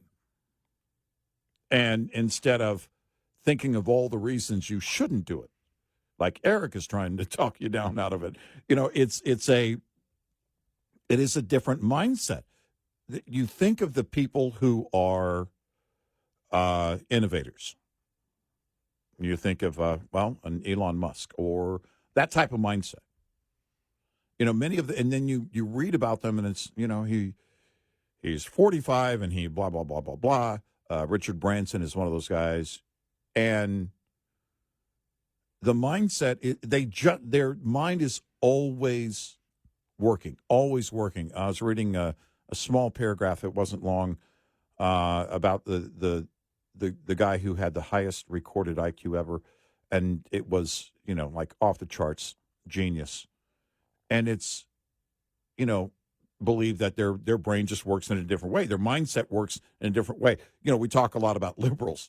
Their brain works in a different way, too. But when you think about somebody who's an innovator or who is a pioneer in any way, who's has an engineering mindset, someone like your dad, they keep going until they get that result. And even when they fail, they keep trying until they get the intended result. When I first moved here to Texas and lived in my townhouse that I had for 5 years before I built my house, actually I had it for, I was there for 7 years. When I first moved in, there was a basketball court. There was a jogging path, down near down near the little lake that my townhouse faced, and that went right down to the basketball court. And I would play there every single day. Every single day I would play basketball. And there were there were a bunch of young men that actually played for way back. This goes back over, 20, 25 years ago, that played for the University of Texas at Arlington, Division I guys. Oh, wow. And we used to play ball with them, and it was like, okay, I can still play. If I can play with these guys, and at that point I was in my mid to late 40s. And I was like, well, I can keep up with these guys. I'm doing okay. But there was one of the guys that played with us was from France. One of the guys, not that played college ball. He just came down and played ball with us. He lived in the complex. From France. Said the exact same thing. He said, you guys, because you don't know how lucky you are to live in the United States. Yeah. There's just a different mindset to do business. He said, I'm over here doing business. He worked for a company from France, but they're American affiliate. And he just said, the Americans are always, just butting heads with the French management. And he said, it's the Americans that are right. They want to get things done. And he goes, it's just amazing how many impediments are put in the way when you work in Europe from succeeding or producing what you need to produce at the most economical way to do it. And he just was always glowing about the United States. And you didn't have to, you weren't trying to, you weren't, nudging him, say, hey, what do you think about the United States? He just volunteered it on a consistent basis. Yeah. So your friend from Scotland, I had the same thing with a friend from France, and this guy was, pretty high up in industry. And so this was just, he had a house over in France, but he was over here for like 8 months of the year. And so we had a nice, little townhouse. Yeah. But, it's when I will say this, that don't assume that the B-2 pilots, just jump in and they have to go 32 hours. They have to get used to it. This is all part of their training. Their training is staying up for long hours at a time. Yeah. It's sort of, I look at it, it may not be Navy SEALs training, right? But it's training where they work at, because they know. It's not like you just go 9 to 5 and we jump in the B-2 and we fly it around a couple of times a day. Yeah. You are constantly training for these 32-hour missions because you're flying out of Missouri. You're not bombing Arkansas. Well, maybe they should. No, I'm kidding. We're just kidding. We're just kidding. Just kidding. We're just kidding. I love Arkansas. We do. Independent Bob lives in Hot Springs Village. Oh, yeah. So I've visited him there once. It's beautiful there. Oh, it's beautiful. I love Arkansas. I really do. I really do. But I don't like the Clintons, but I love Arkansas. to bring it, that's their one fault. But the point, getting back to the original point, these boys and girls train. Yeah. Okay, you right. I said that. Exactly. I said it that way. Because Secretary Hegseth says, these boys, and then was it Adam Schiff? Well, boys and girls, there are women pilots, and all right. Calm down. By the way, to bring it full circle, one of our great listeners on X said, keep in mind that Jimmy Stewart was in the brigadier general in the Air Force. In fact, was part of flew bombers. He was part of the 2nd Bombardier Wing. Yes. Yep. So it applied. And he was famous. Yep. Yeah. Exactly. He was famous when he flew because they didn't want him to do it, Right. Yeah. They didn't want him to fly a bomber. Right. Yeah. And he said no. Yeah. And you think about it, and we talk about the risks that you take. And we were talking about the risks that you take there, but when you think of the risks that they took, that they took then, if you were part of a bombing crew over Europe or over Japan. Yep. You probably wrote your will. Also, Vietnam for Jimmy Stewart. Vietnam and World War II. Think about that. That's when you pretty incredible. When you yeah, those bombers. I mean, the chances of there were more chances of dying than living. Oh no, I mean we think about what we learned yesterday about and we were told by General Kane. We're going to get to more of that coming up, but for this point, General Kane saying they believe they essentially conveying that they weren't detected, that no shots were fired at those planes. They weren't. They said the way he phrased it, we're unaware of any shots taken at our crew. And then you think about World War II. You think about the European theater of operations, and you think about the Vietnam War. Most every other war, right? And those bombardiers. I mean, it's why I really believe it. And I said earlier, I know at some point the story will be told of this mission that happened over the weekend, and I would love to learn more about it because I think people need to know more about it. We need to have a fuller understanding of the people who serve, what it takes in order to maintain liberty, which we're going to be celebrating Independence Day here in a matter of days. And I just think those lessons along the way are critical. The chance of dying as a bomber crew, I was a little bit off. Remember, in World War II, estimated between 44 and 50% death rate for those in the RAF Bomber Command. Wow. It varied by unit and mission, but overall, bombers faced extremely dangerous conditions and high casualty rates. Wow. The RAF Bomber Command, for example, suffered 44.4% death rate. Wow. Early in the war, the odds of surviving a full tour of duty, 25 missions for the U.S. 8th Air Force, were very low, with some missions seeing 10 to 20% of the planes not returning. Yeah. By the mid-1943, B-17 crew's average life expectancy was 11 missions, and you didn't get out until you did 25. Yeah. Wow. Bomber types, the British Lancaster had a very high casualty rate, new recruits having a 2-week life expectancy and a 44% death rate. And, we talk about innovators and, the conversation about having that mentality that you're going to accomplish something. You apply that to people who serve in wartime. Innovation is important, but it doesn't happen without that kind of service and that same mindset in those roles. It just doesn't happen. Nothing happens without that kind of service. 866-90-RED-EYE. Coming up, more with Gary McNamara and Eric Harley. It's Red Eye Radio.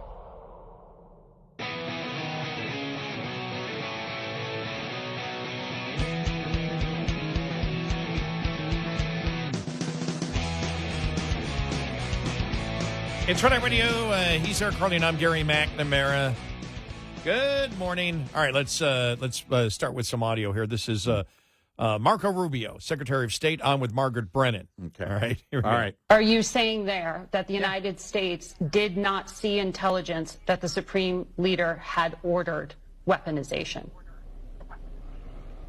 That's irrelevant. I think that question being asked on the media, that's an irrelevant question. No, they have that is everything the they need key to build point a weapon. in U.S. intelligence assessments. You know no, that. No, it's not. Yes, it was. No, it's that not. The political decision had not been made. I know that better than you know that, and I know that that's not the case. But I'm asking you whether the order was given. And the people who say that, it doesn't matter if the order was given. They have everything they need to build nuclear weapons. Why would you bury things in a mountain, 300 feet under the ground? Right. Why would you bury why do they have 60% enriched uranium?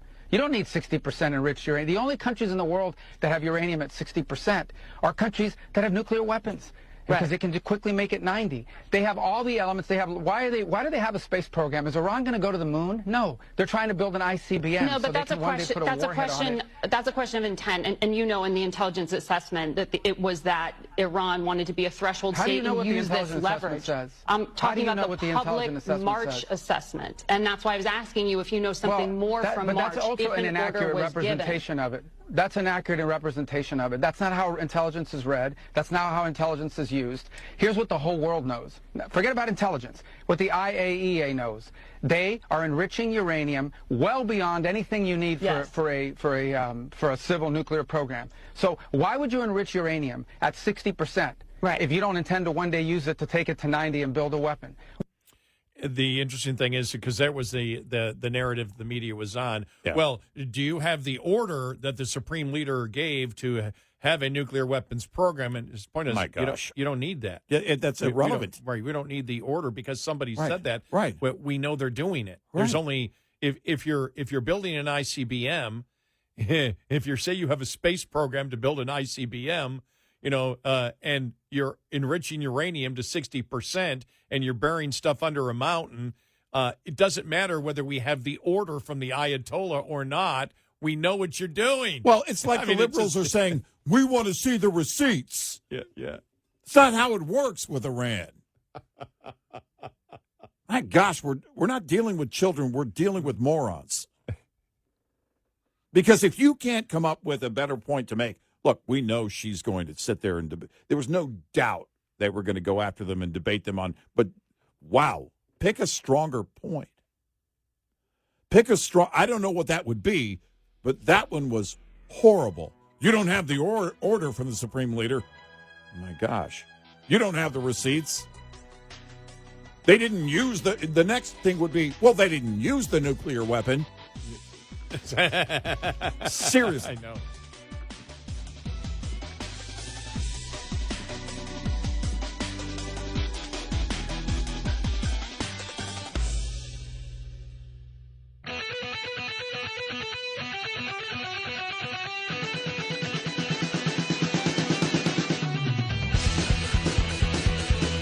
You're listening to Red Eye Radio from the Uniden America Studios.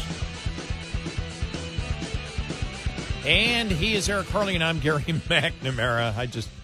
I love the media, and I love how the vast majority of time when you have Marco Rubio on there or J.D. Vance, they just go after Brennan on Face the Nation. Yeah. But let's hear from General Dan Kane, Raisin Kane, as Trump calls him, chairman of the Joint Chiefs of Staff, as he explains the actual mission. Last night, on the President's orders, U.S. Central Command, under the command of General Eric Kurilla, executed Operation Midnight Hammer, a deliberate and precise strike against 3 Iranian nuclear facilities.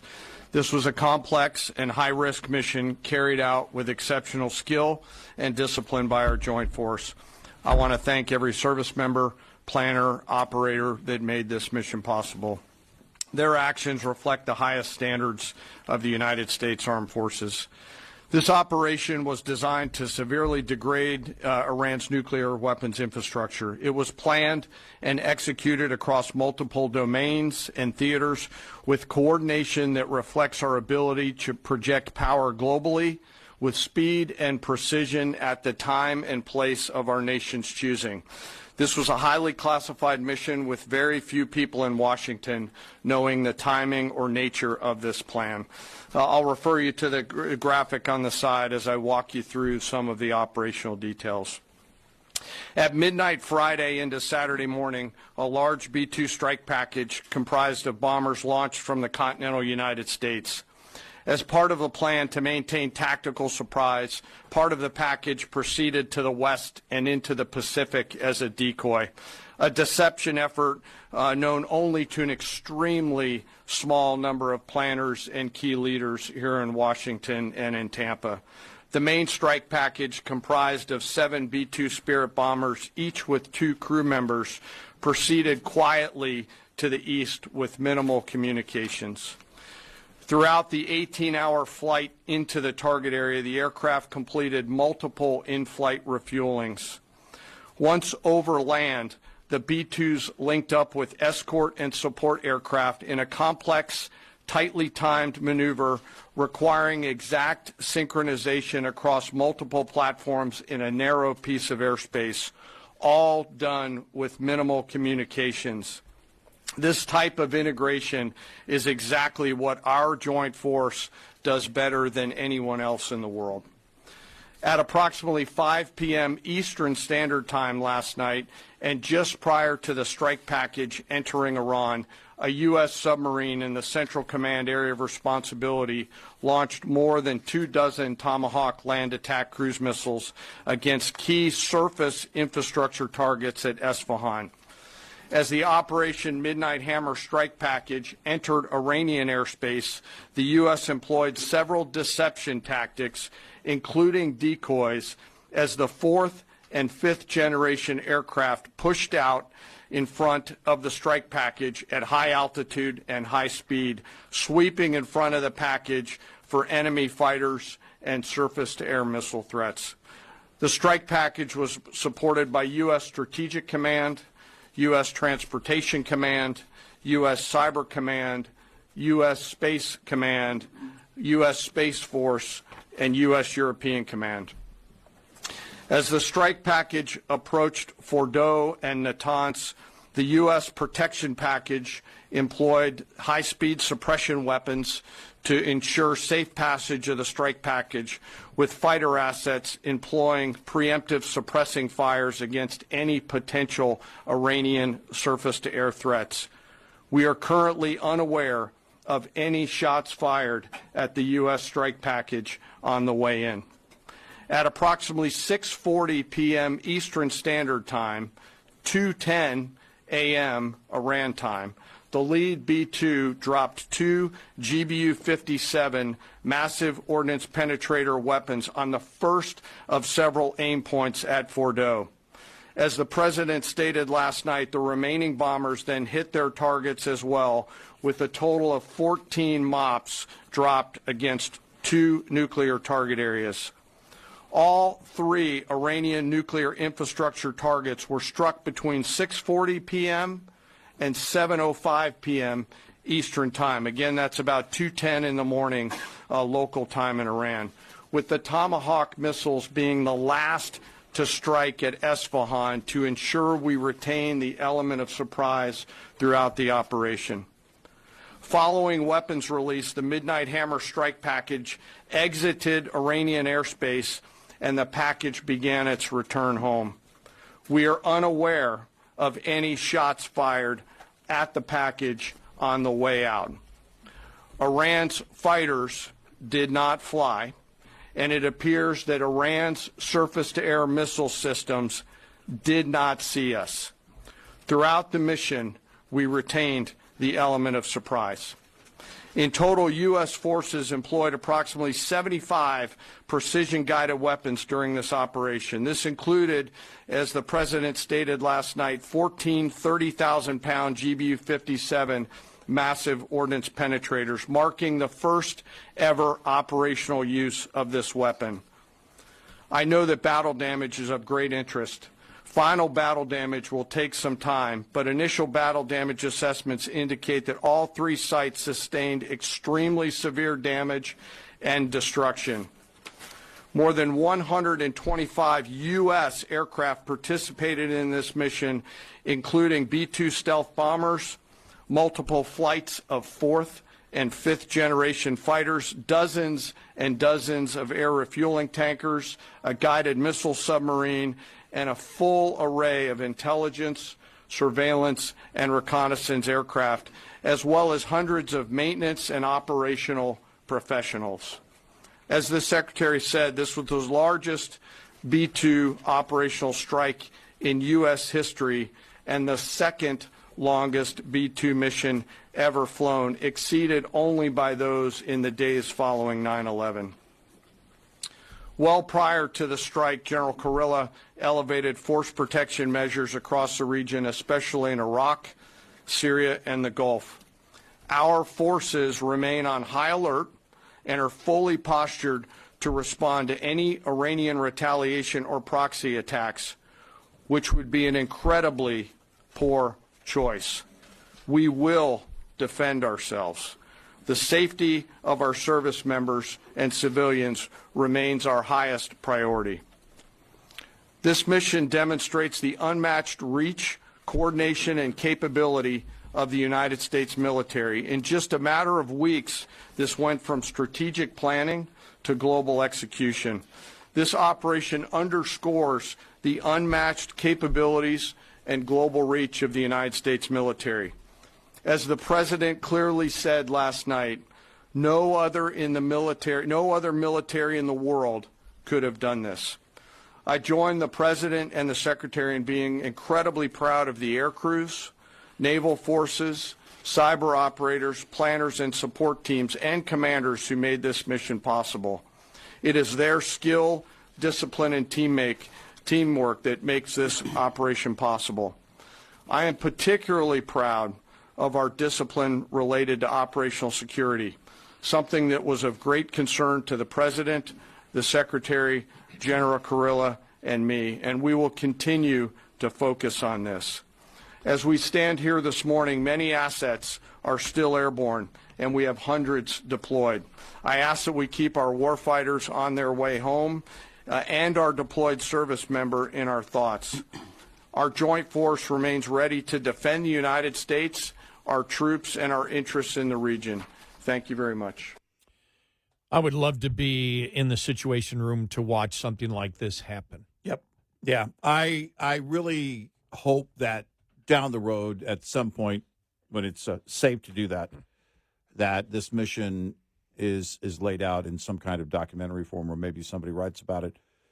Just in terms of laying out the timeline, the facts, and everything else, I really don't need.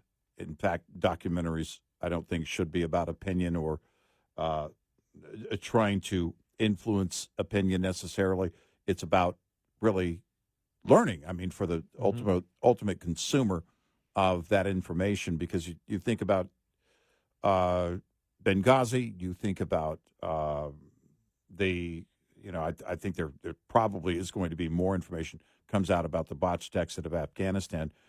But then you think about going in and into Pakistan. We've learned a lot about that. There's I don't know how many documentaries now, and killing Osama bin Laden, that SEAL Team 6 mission. It's important to learn to understand what it takes, again, to defend and maintain liberty. And when you talk in today's age, you and I have talked about it, how many people actually understand how anything works, or how, it's, I mean, you said for the longest time about how many people even understand how their own car works. Well, right? yeah, because we when we were young, we worked on our own cars. I mean, I tore an engine apart and put it back together again. Right. I just assume people know, and I realize people have no idea, how does this car work? When you were young, you could disconnect the horse, feed the horse, and then work on the carriage. And well, we did have to. I was around when we started boiling water. The steam powered to move those engines. What I would love to see is, because when he talks about 125 different aircraft, and how you minimally communicate, well, then how do you get it all done? What is the technology? What is the AI? Here's one thing I wonder: refueling is incredibly dangerous to do. Yeah. When you have to refuel another plane. Right. Is that all automated now? That's a great question. Do they fly the planes, or is the majority of that automated where it's, just something that's just routine? Because I know any of us see it, and we're like, oh, my God, how the hell did they, this thing coming down, from the refueling tank, and, you hit it, and it's like, well, what if you veer 20 miles an hour in the other direction? Well, yeah, my simple mind, I'm still trying to figure out how it works at Buc-ee's. So, well at that level. Well, and the thing is, too, what if there's turbulence? I think about those things. I was in a plane just last week. We'll be in a plane this week to visit Dad again. And, every time there's turbulence, I think about that. I go, how the hell do they refuel? Do they ever get turbulence? Some of it's pretty bad, and it's like, okay, how did they engineer, the fueling hose right. that comes out of the think about the progress plane. that was made about being able to anticipate turbulence, right? Even wind shear technology when it comes to aviation. I was on the plane. They said in about 20 minutes we're going to have turbulence, so be prepared. In 20 minutes there was turbulence. Exactly, and so you think about how that evolution of technology. So it would stand to reason that the fueling process on a mission like this would be easier, as we go along, especially with the type of technology we're talking about when it comes to a B-2 and the fueling plane, but bringing those two together. There's probably a ton of information, again, out there to learn. Putting it all together, I think, again, is important in that people learn about the facts, the truth, and what it takes to maintain and defend liberty. This is what this is all about, keeping people free all over the world. And it's fascinating all day long, and it's no simple task for sure. 866-98-RED-EYE. Lines open for your calls. 866-90-RED-EYE on Red Eye Radio.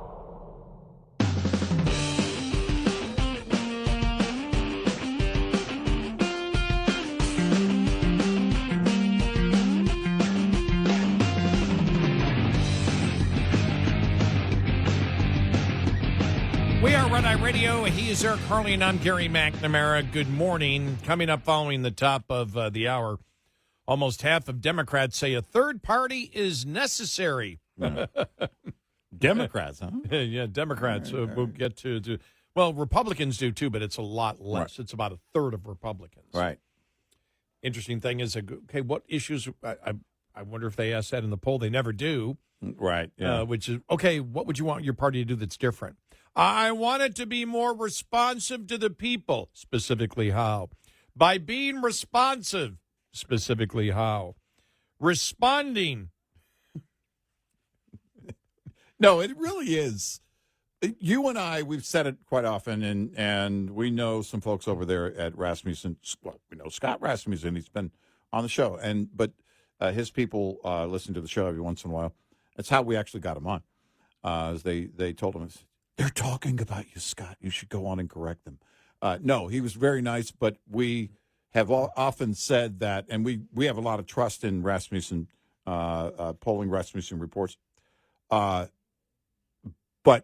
if we wrote the script on the poll and the methodology, it would be way too expensive because it would be more, it would be a full-on interview with every respondent and also qualifiers along the way, starting with name the 3 branches of government. Also coming up, Tom Homan talks about sleeper cells in the U.S. Oh.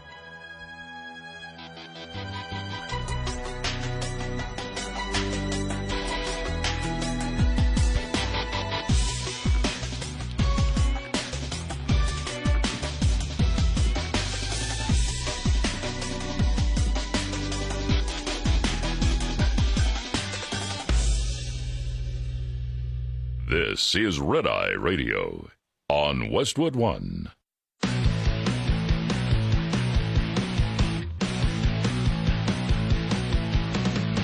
Now, it's Red Eye Radio. Gary McNamara and Eric Harley talk about everything from politics to social issues and news of the day. Whether you're up late or you're just starting your day, welcome to the show. From the Uniden America Studios, this is Red Eye Radio. All across America. We are Red Eye Radio.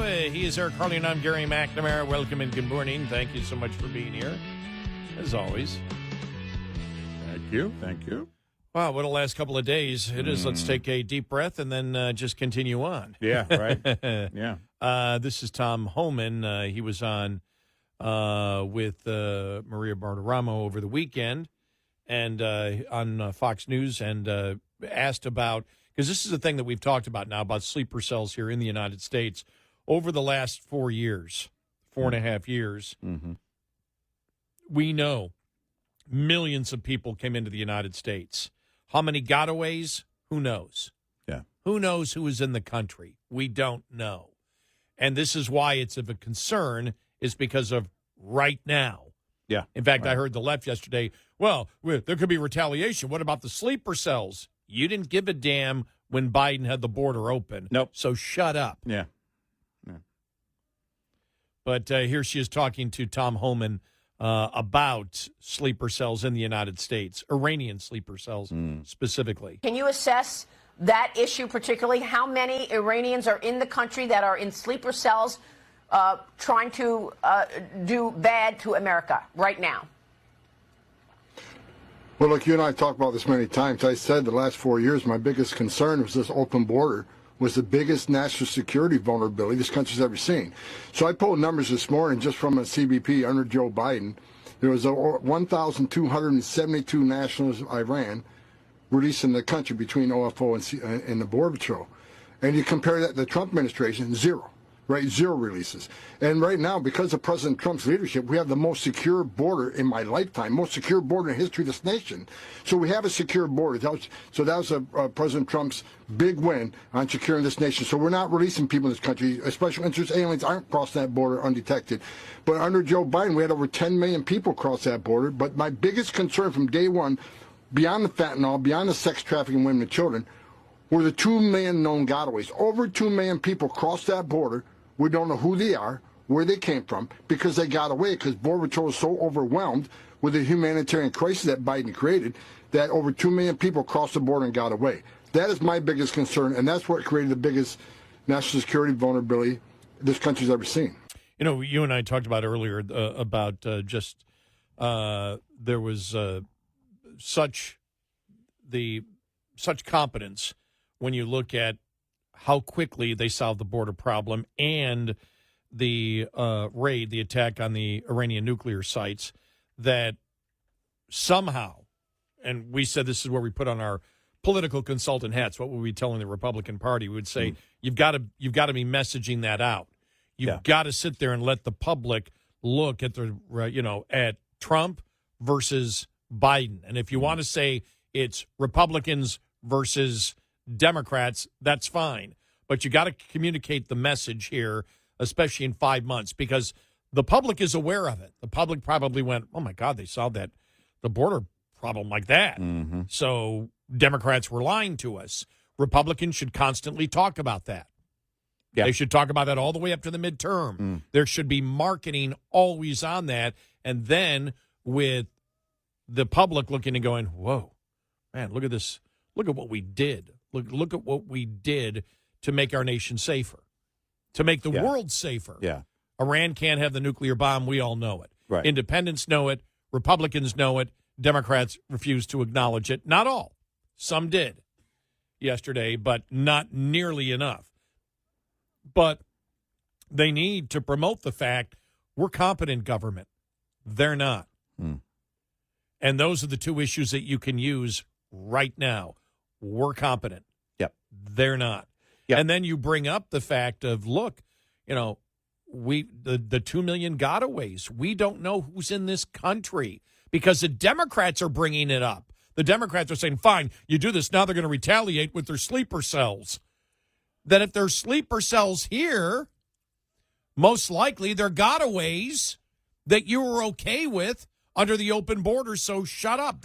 Whenever you have the ability, I think in politics, you look at the vulnerability of the other side. And the vulnerability of the other side is what I heard yesterday. Saw it especially on social media. Well, you guys went in and you got Iraq.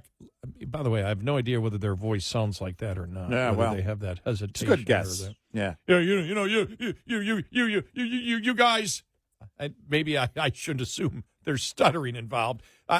It's not stuttering, it's hesitation because you're not sure if you can convince the person you're talking to that that you may be vulnerable in that argument. But we could have sleeper cells in the country, and then they're going to attack, and that wouldn't happen if you hadn't done this. Well, you should have not been promoting an open border. Right.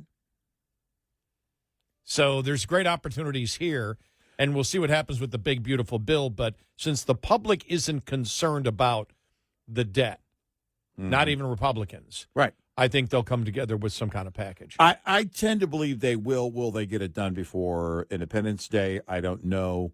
I was saying earlier, look, is it possible that you've got more GOPers now that say, well, best to get it behind us now because Iran is going to be the story for quite some time. Not that they think it's not a big deal, but the biggest deal is Iran. I don't know if that's the case. I think if they don't get it done by the 4th, it'll be, it might take a minute.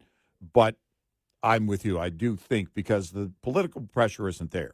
Forget about the Iran deal. It's just not there by rank and file, even rank and file Republicans. Our audience, again, notwithstanding, there are a few of us who are actual fiscal conservatives, so they know there's not a lot of political pressure. And the question is, slim margin, but can they get it done? And I'm guessing probably will. There's some promotion of it yesterday on social media. I think it was kind of a regurgitation, recycling of the points they were making before the Iran deal, but I think they wanted to get some of the GOPers on Capitol Hill wanted to get the points out there.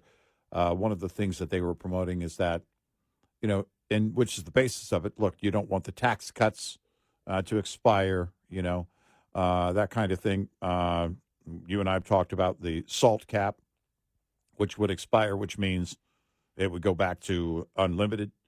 Then one of the things they were promoting yesterday, I saw it in a couple of places, that the estate tax thing would not expire. It would still, it would be permanent. There were a number of things in there that, again, they're trying to promote, hey, here's the good side. And don't look over at the, trillions of dollars more it's going to end up spending over the years. But it's, again, falling, the spending part of it and the national debt, it's falling on deaf ears. People don't care.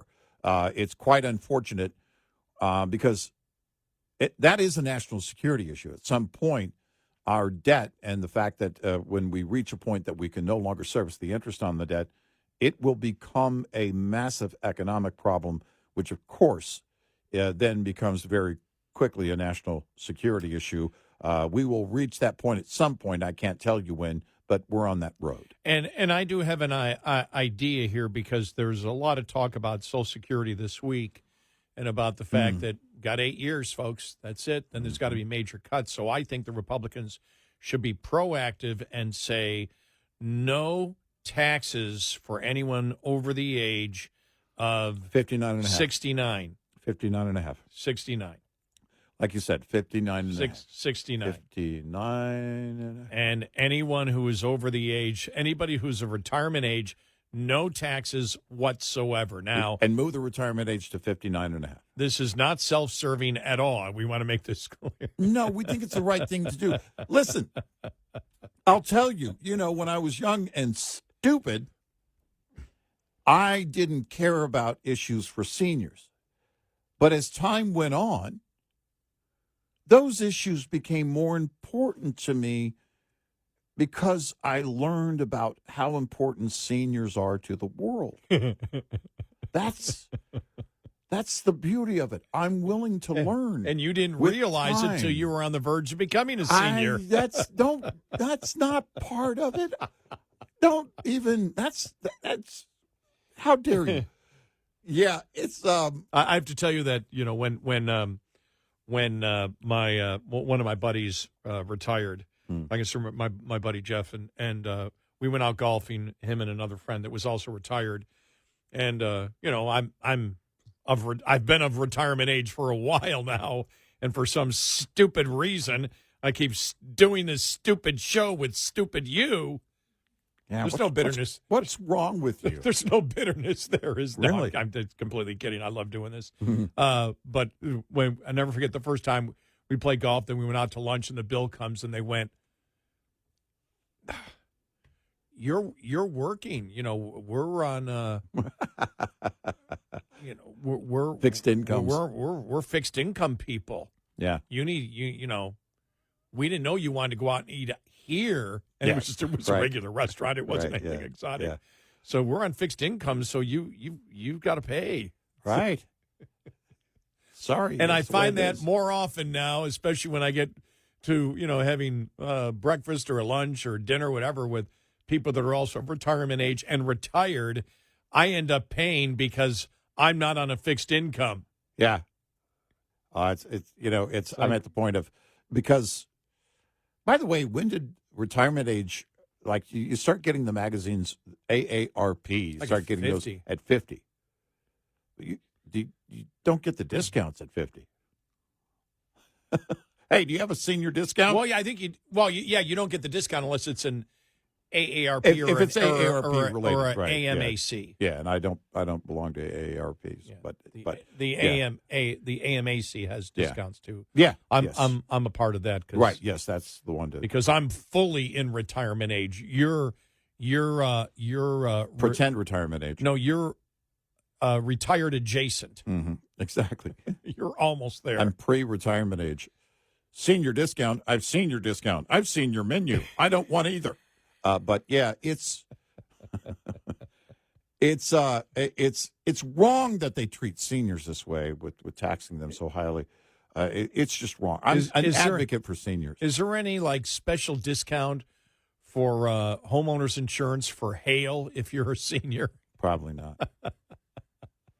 For hail damage on the roof? Probably. Even though I haven't been hit by hail in a while. I mean, it's I just see, the property. Oh, my gosh. The taxes, by the way, the insurance keeps going up. The insurance just boom, boom. And it's across the board. It's auto insurance, homeowners insurance. It's incredible. And then friends of mine and people I follow who are small business owners, they just can't afford the insurance anymore. I know. I mean, it's unreal. It's happening a lot in the trucking industry, with a lot of the independents, but because they're small business owners, it's just so tough right now. I don't know where the fix on that is, because everything becomes pricier and pricier. If you think about technology, right, in cars, you don't have to drive an EV or an expensive car in order to have this massive increase in your auto insurance. It starts with, your driving record, your age, and they factor that into the, probabilities of what your future driving record might be, your credit report. That actually plays into it. But also where you live. Because if you live in an area where there are a lot of, cars, and which means there's going to be expensive cars and everything else that you're sharing the road with, all of that is factored in. And so as vehicles become more expensive, then insurance is going to become more expensive. It's the way it is. I don't know. I don't think there is a fix to that, because I don't see the price of cars. Yeah, they're not going to make cheaper cars. Nope. And technology, just like in medicine, right? Even for automobiles, technology. Because if you don't drive an EV, but you hit an EV and do damage to it, you could totally EV if you hit it and then it does damage to the battery and all this other damage, and oh my gosh, again, that's part of factoring everything in. It's the cost of everything. 866-90 Red Eye. Brought to you by Hot Shot Secret. Hi, I'm Jen Loomis, a transport safety expert at J.J. Keller, and I'm here to share a tip on speed and space management. Due to safety concerns, many motor carriers have policies that limit or prohibit the use of cruise control. If your motor carrier does allow you to use cruise control, you should only use it in good driving conditions during daylight hours and on roads that have light traffic, few curves or hills, and a consistent speed limit. Never use cruise control when operating in adverse driving conditions, including wet, icy, or slippery roads, during rush hour in heavy traffic or on congested highways, at night, or when you're tired or fatigued. During all of these driving scenarios, you want to be controlling and adjusting your speed as you drive instead of having to suddenly brake if you encounter an obstacle. In the case of a slippery road surface, you You want to be able to slow your vehicle by not accelerating instead of using the brakes whenever possible. This tip was brought to you by J.J. Keller and Associates. Visit us at jjkeller.com. Get in touch with Red Eye Radio, toll free at 866-90-RED-EYE.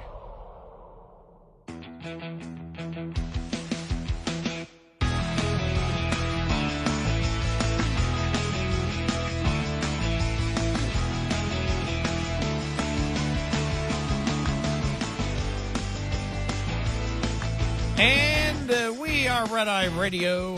He is Eric Harley, and I'm Gary McNamara. Coming up following the bottom of the hour, a couple of polls out there. Half of Democrats say a third party is necessary.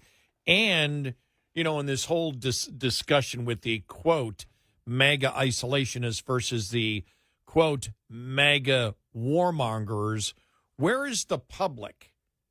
And there's a new poll out where the public stands. It might be a little bit surprising. The American public, by huge numbers over the last couple of years, have moved in the direction where America has to be involved and American leadership is extremely important. That's really interesting since there has been I think, a loud and vocal, I will say, I still believe it's a minority of the Republican Party that is much more isolationist. Yeah, I'm with you on that in terms of the ratio. But, yeah, it will be interesting to see also where it goes from here, because it is widely believed that this isn't over. It's certainly a great possibility that this entire thing with Iran and in the Middle East isn't over. We don't know what that looks like long term. But, again, it depends on Iran's actions or response here. And so that's this discussion, this topic, this issue is going to be on the table for a while, at least I think the next year or so. So, you know, we'll see where it goes. It will also be interesting to see what happens, like with House members.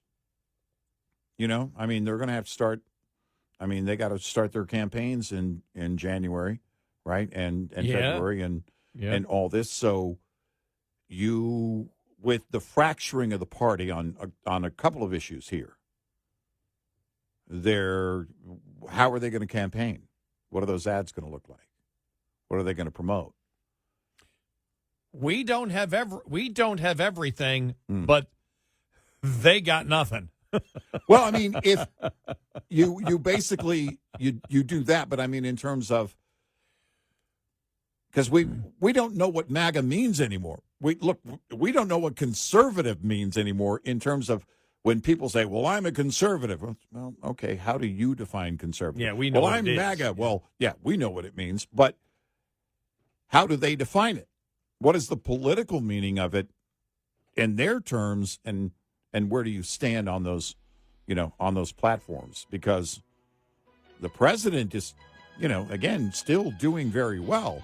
And also, he needs the GOP to win in the fall of next year to keep that second half of his term going. Some great audio from Bill Maher coming up.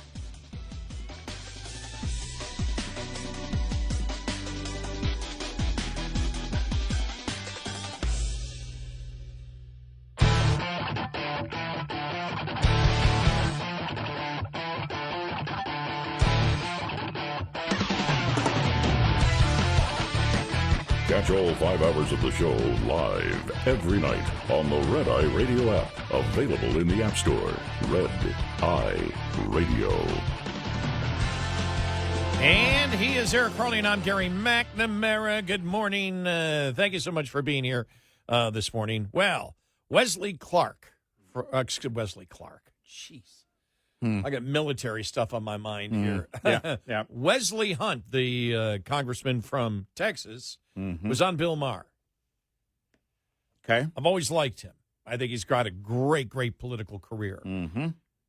He is blunt, but knows how to communicate a message completely and totally effectively. Now, I say that because he almost, on this particular issue, the radical transgender movement, sounds like he's been listening to Red Eye.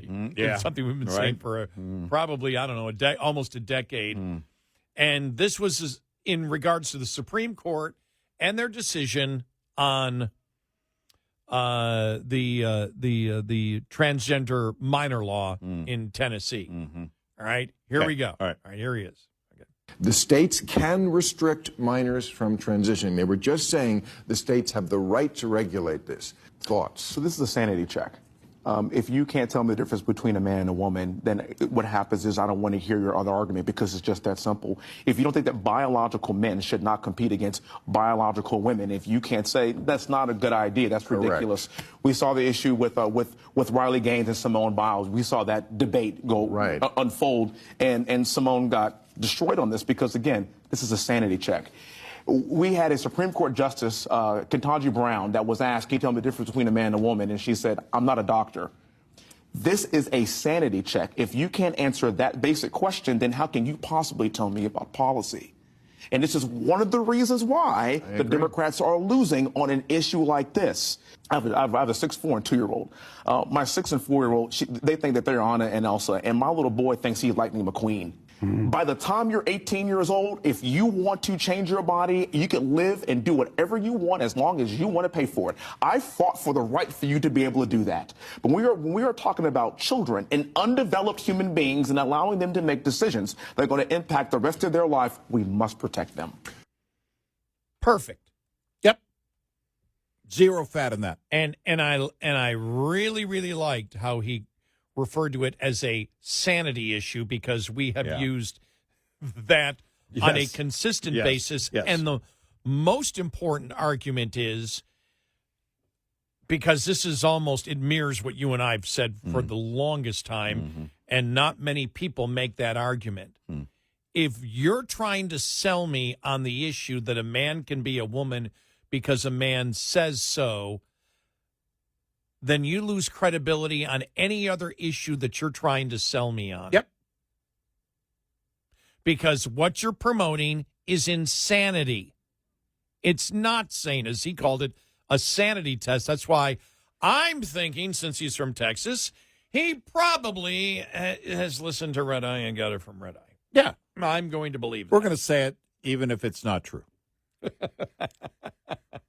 Someone's going to say, see, you guys say you only tell the things that are truthful, and Eric said he'll say something even if it's not true. Yep, that's true. I was telling the guys in my band Aerosmith the other day that it's a problem if you don't be upfront. If you're not upfront with people. Pick a new band. I was telling the guys in NSYNC the other day. No. We can't have that. I mean, no. A Tool. I'd say Tool. Oh, come on, that's never going to work. That won't fly at all. Okay, Van Harley. No, that's not going to work either. The new band Van Harley. No, that's not going to work. You can play bass. They need a bass player, don't they? Yeah. I like that, Van Harley. Now, I'll stick with the Backstreet Boys in sync. I mean, Weezer did their album a couple of years ago, Van Weezer. Yeah, right. It's actually pretty good. Yeah, they actually play more heavy metal guitar in it with the pop sound. When I heard it the first time, I went, I don't know if the public will like it, but they sort of pulled that off. Well, and I would say to anybody who would complain in the fashion that you said that you exhibited there, when it comes to our show, just because we make things up doesn't make us liars. Why? Because if it's not a lie if you believe it. Now, there's a problem with that part of it because I don't even believe it. But that's oh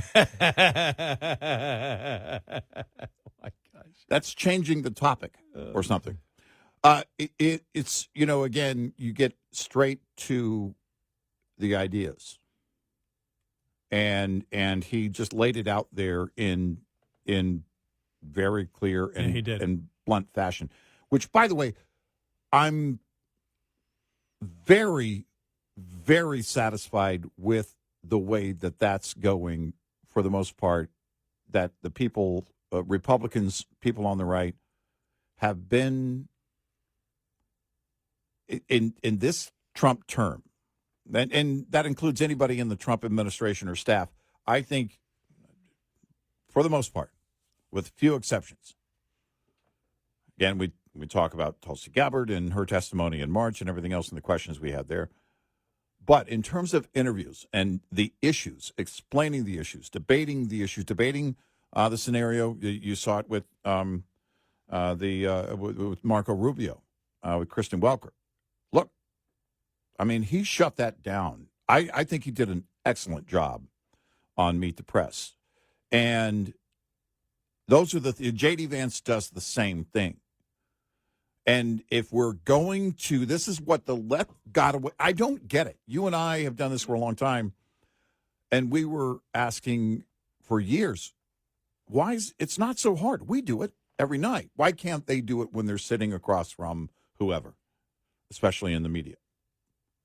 You can get your points across and you win every time. And that's what we're seeing more and more. It's not in every case. It's not on every issue. It's not with every person. But I'll tell you right now, it is to me, because I asked during the first Trump term, I said, let's say he serves 2 terms. At some point, Donald Trump is no longer going to be president. Who's going to fight in the GOP? Who are the fighters in the GOP? But not just the fighters. I guess I phrased it wrong. It wasn't just that. But part of the fight is getting the point across and winning on the issues every time, not just on a debate stage during a primary or during an election season. It's got to be every single time. And wherever you are, assume there's a microphone there. Yep. And promote the things that you believe. One of the things that I've seen more often, now Wesley Hunt didn't use it in that particular instance, but I saw it the other day and I forgot who it was, who addressed what we have addressed in the radical transgender movement. And that's the case that the whole gender affirming care, that this is care and that they care about minor transgenders. And it's time that the Republican Party, get together and say, if it's a talking point, fine, but say they don't care. We care. We care. Do I believe that there are people that believe, because we know the first thing you'll get is you're transphobic, and I'm going, I don't even know what the hell that means. In relation to this, what does that mean when you say you're transphobic? You're against them. I'm not against anybody. No. In fact, do I believe people have that thought? Do I believe there are people walking around that think themselves, that their mind is telling them that they're a woman, yet they're a man? Yeah. Yeah. Do I think it's legitimate in some people? Yeah. Do I have a tremendous amount of compassion when I see the mental health challenges that they have? Absolutely. But you don't care because you say, well, if you're a minor and have that thought, you ought to be able to cut off your body parts and take irreversible drugs. No. You don't care. Right. And that's the point. They need, because it's the motivation where all they'll do is throw out, you're transphobic. And I think I knew it, but it hit me. It was so crystal clear, and we've played it many times before, when you had Josh Hawley interviewing the Berkeley professor. Right. And he was trying to figure out how she thought. Now, what do you mean when you say, this or that, or a woman and a man and a woman? And she said, well, this line of question is transphobic. Now, what I would have responded and said, I don't know what that means. What does transphobic mean? What are you alleging that I am? Because I don't know what that means anymore. Right. I'm not afraid of anybody, so I'm not afraid of them. What is your accusation, there? But he just said, why are you saying that? I'm simply trying to find out, how you think. And she said, well, let me ask you a question. Do you think men can get pregnant? He said, well, of course not. She goes, see, right there. Don't you realize that, that's basically, by you saying that's violence? Because transgenders have a much greater rate of suicide than any other demographic. And it's just like, whoa, wait a minute. You just brought up a massive mental health crisis. Right. And then just breezed right over it. Right. as if that shouldn't be the most critical point and focus. Right, that you just made the case that there's a huge mental health crisis here, and not that professionals should be dealing with it, but it's such an incredibly horrible crisis that I have to lie, otherwise they'd commit suicide.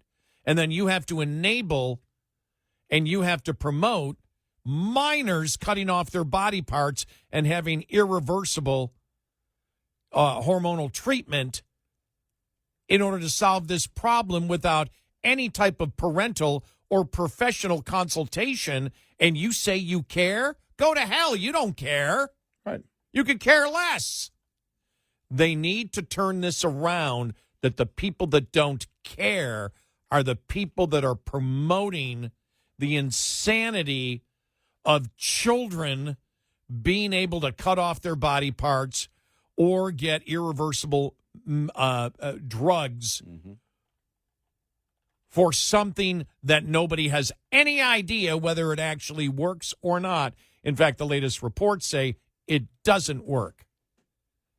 But it doesn't matter. I don't know what working or doesn't work or work means. Right. All I know is at that age, you don't get to make those decisions. No. Full stop. And the fact that we're still having this conversation is beyond insane. It's just madness. It's sickening. I know. These are children. These are minors. These are children. And when it gets to the point, as he said, Justice Brown could not tell you what a woman is. Right. And our first thing was, and Republicans should have hit this big time, they did not. Well, then if you can't tell me what a woman is, you're unqualified to be a Supreme Court justice. How can you rule on any women's issue at all if you can't tell me what a woman is? Right. Yep. And as we said, some Republicans should have come out and said, I can't vote for you. Why? Because either if you can't identify what a woman is, if you can't tell me what a woman is, you can't rule on any case involving women's civil rights. Or you're lying to me, so you're lying under oath. Either way, it's disqualifying. Right. Yep. And you win that in the arena of ideas, you would have won that slam dunk. And the Republicans at that point just, we don't fight. We just sort of go along. We don't like messy. It's the whole Boehner thing. Yeah. It's important, in fact, critical. The Boehner syndrome. Yeah. I don't like messy. I don't like messy. That's why I work for a tobacco company. Seriously. My gosh. You know, I always took that as, remember we said about Obama a few times, we said they're not even trying. To me, that was, we don't like messy was the same thing we used to say about Obama when Obama. No, it is. It's like, absolutely. I don't even want to try on this issue. I got to work at it? Right. No, it's messy. I don't want to deal with anything. Could you make it easy for me, please? Exactly. Yeah. You know, Boehner cries a lot. I think I should have gone through life that way, telling my bosses, no, I don't like messy. I don't want to have to try. Pay me for doing nothing. 866-90-RED-I. We'll be right back with more Red Eye Radio with Eric Harley and Gary McNamara.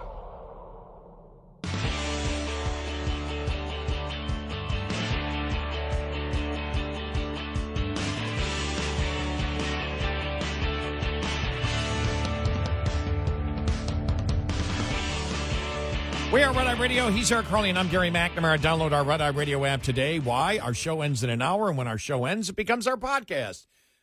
Through the magic of technology, we may not be able to stay up 32 hours like the B-2 pilots. Yeah, now 36. But we're on 5 hours overnight. That's a long time. A lot of people go to sleep with us. A lot of people wake up with us. And so if you want to catch any of the show that you missed, you can do so because we record the show through the magic of technology. And science. Not B-2 technology. No, it's... And trust us, it's not B-2 technology. Yes, and you can listen when you want. Yeah. We destroy Iran in other ways. Yeah.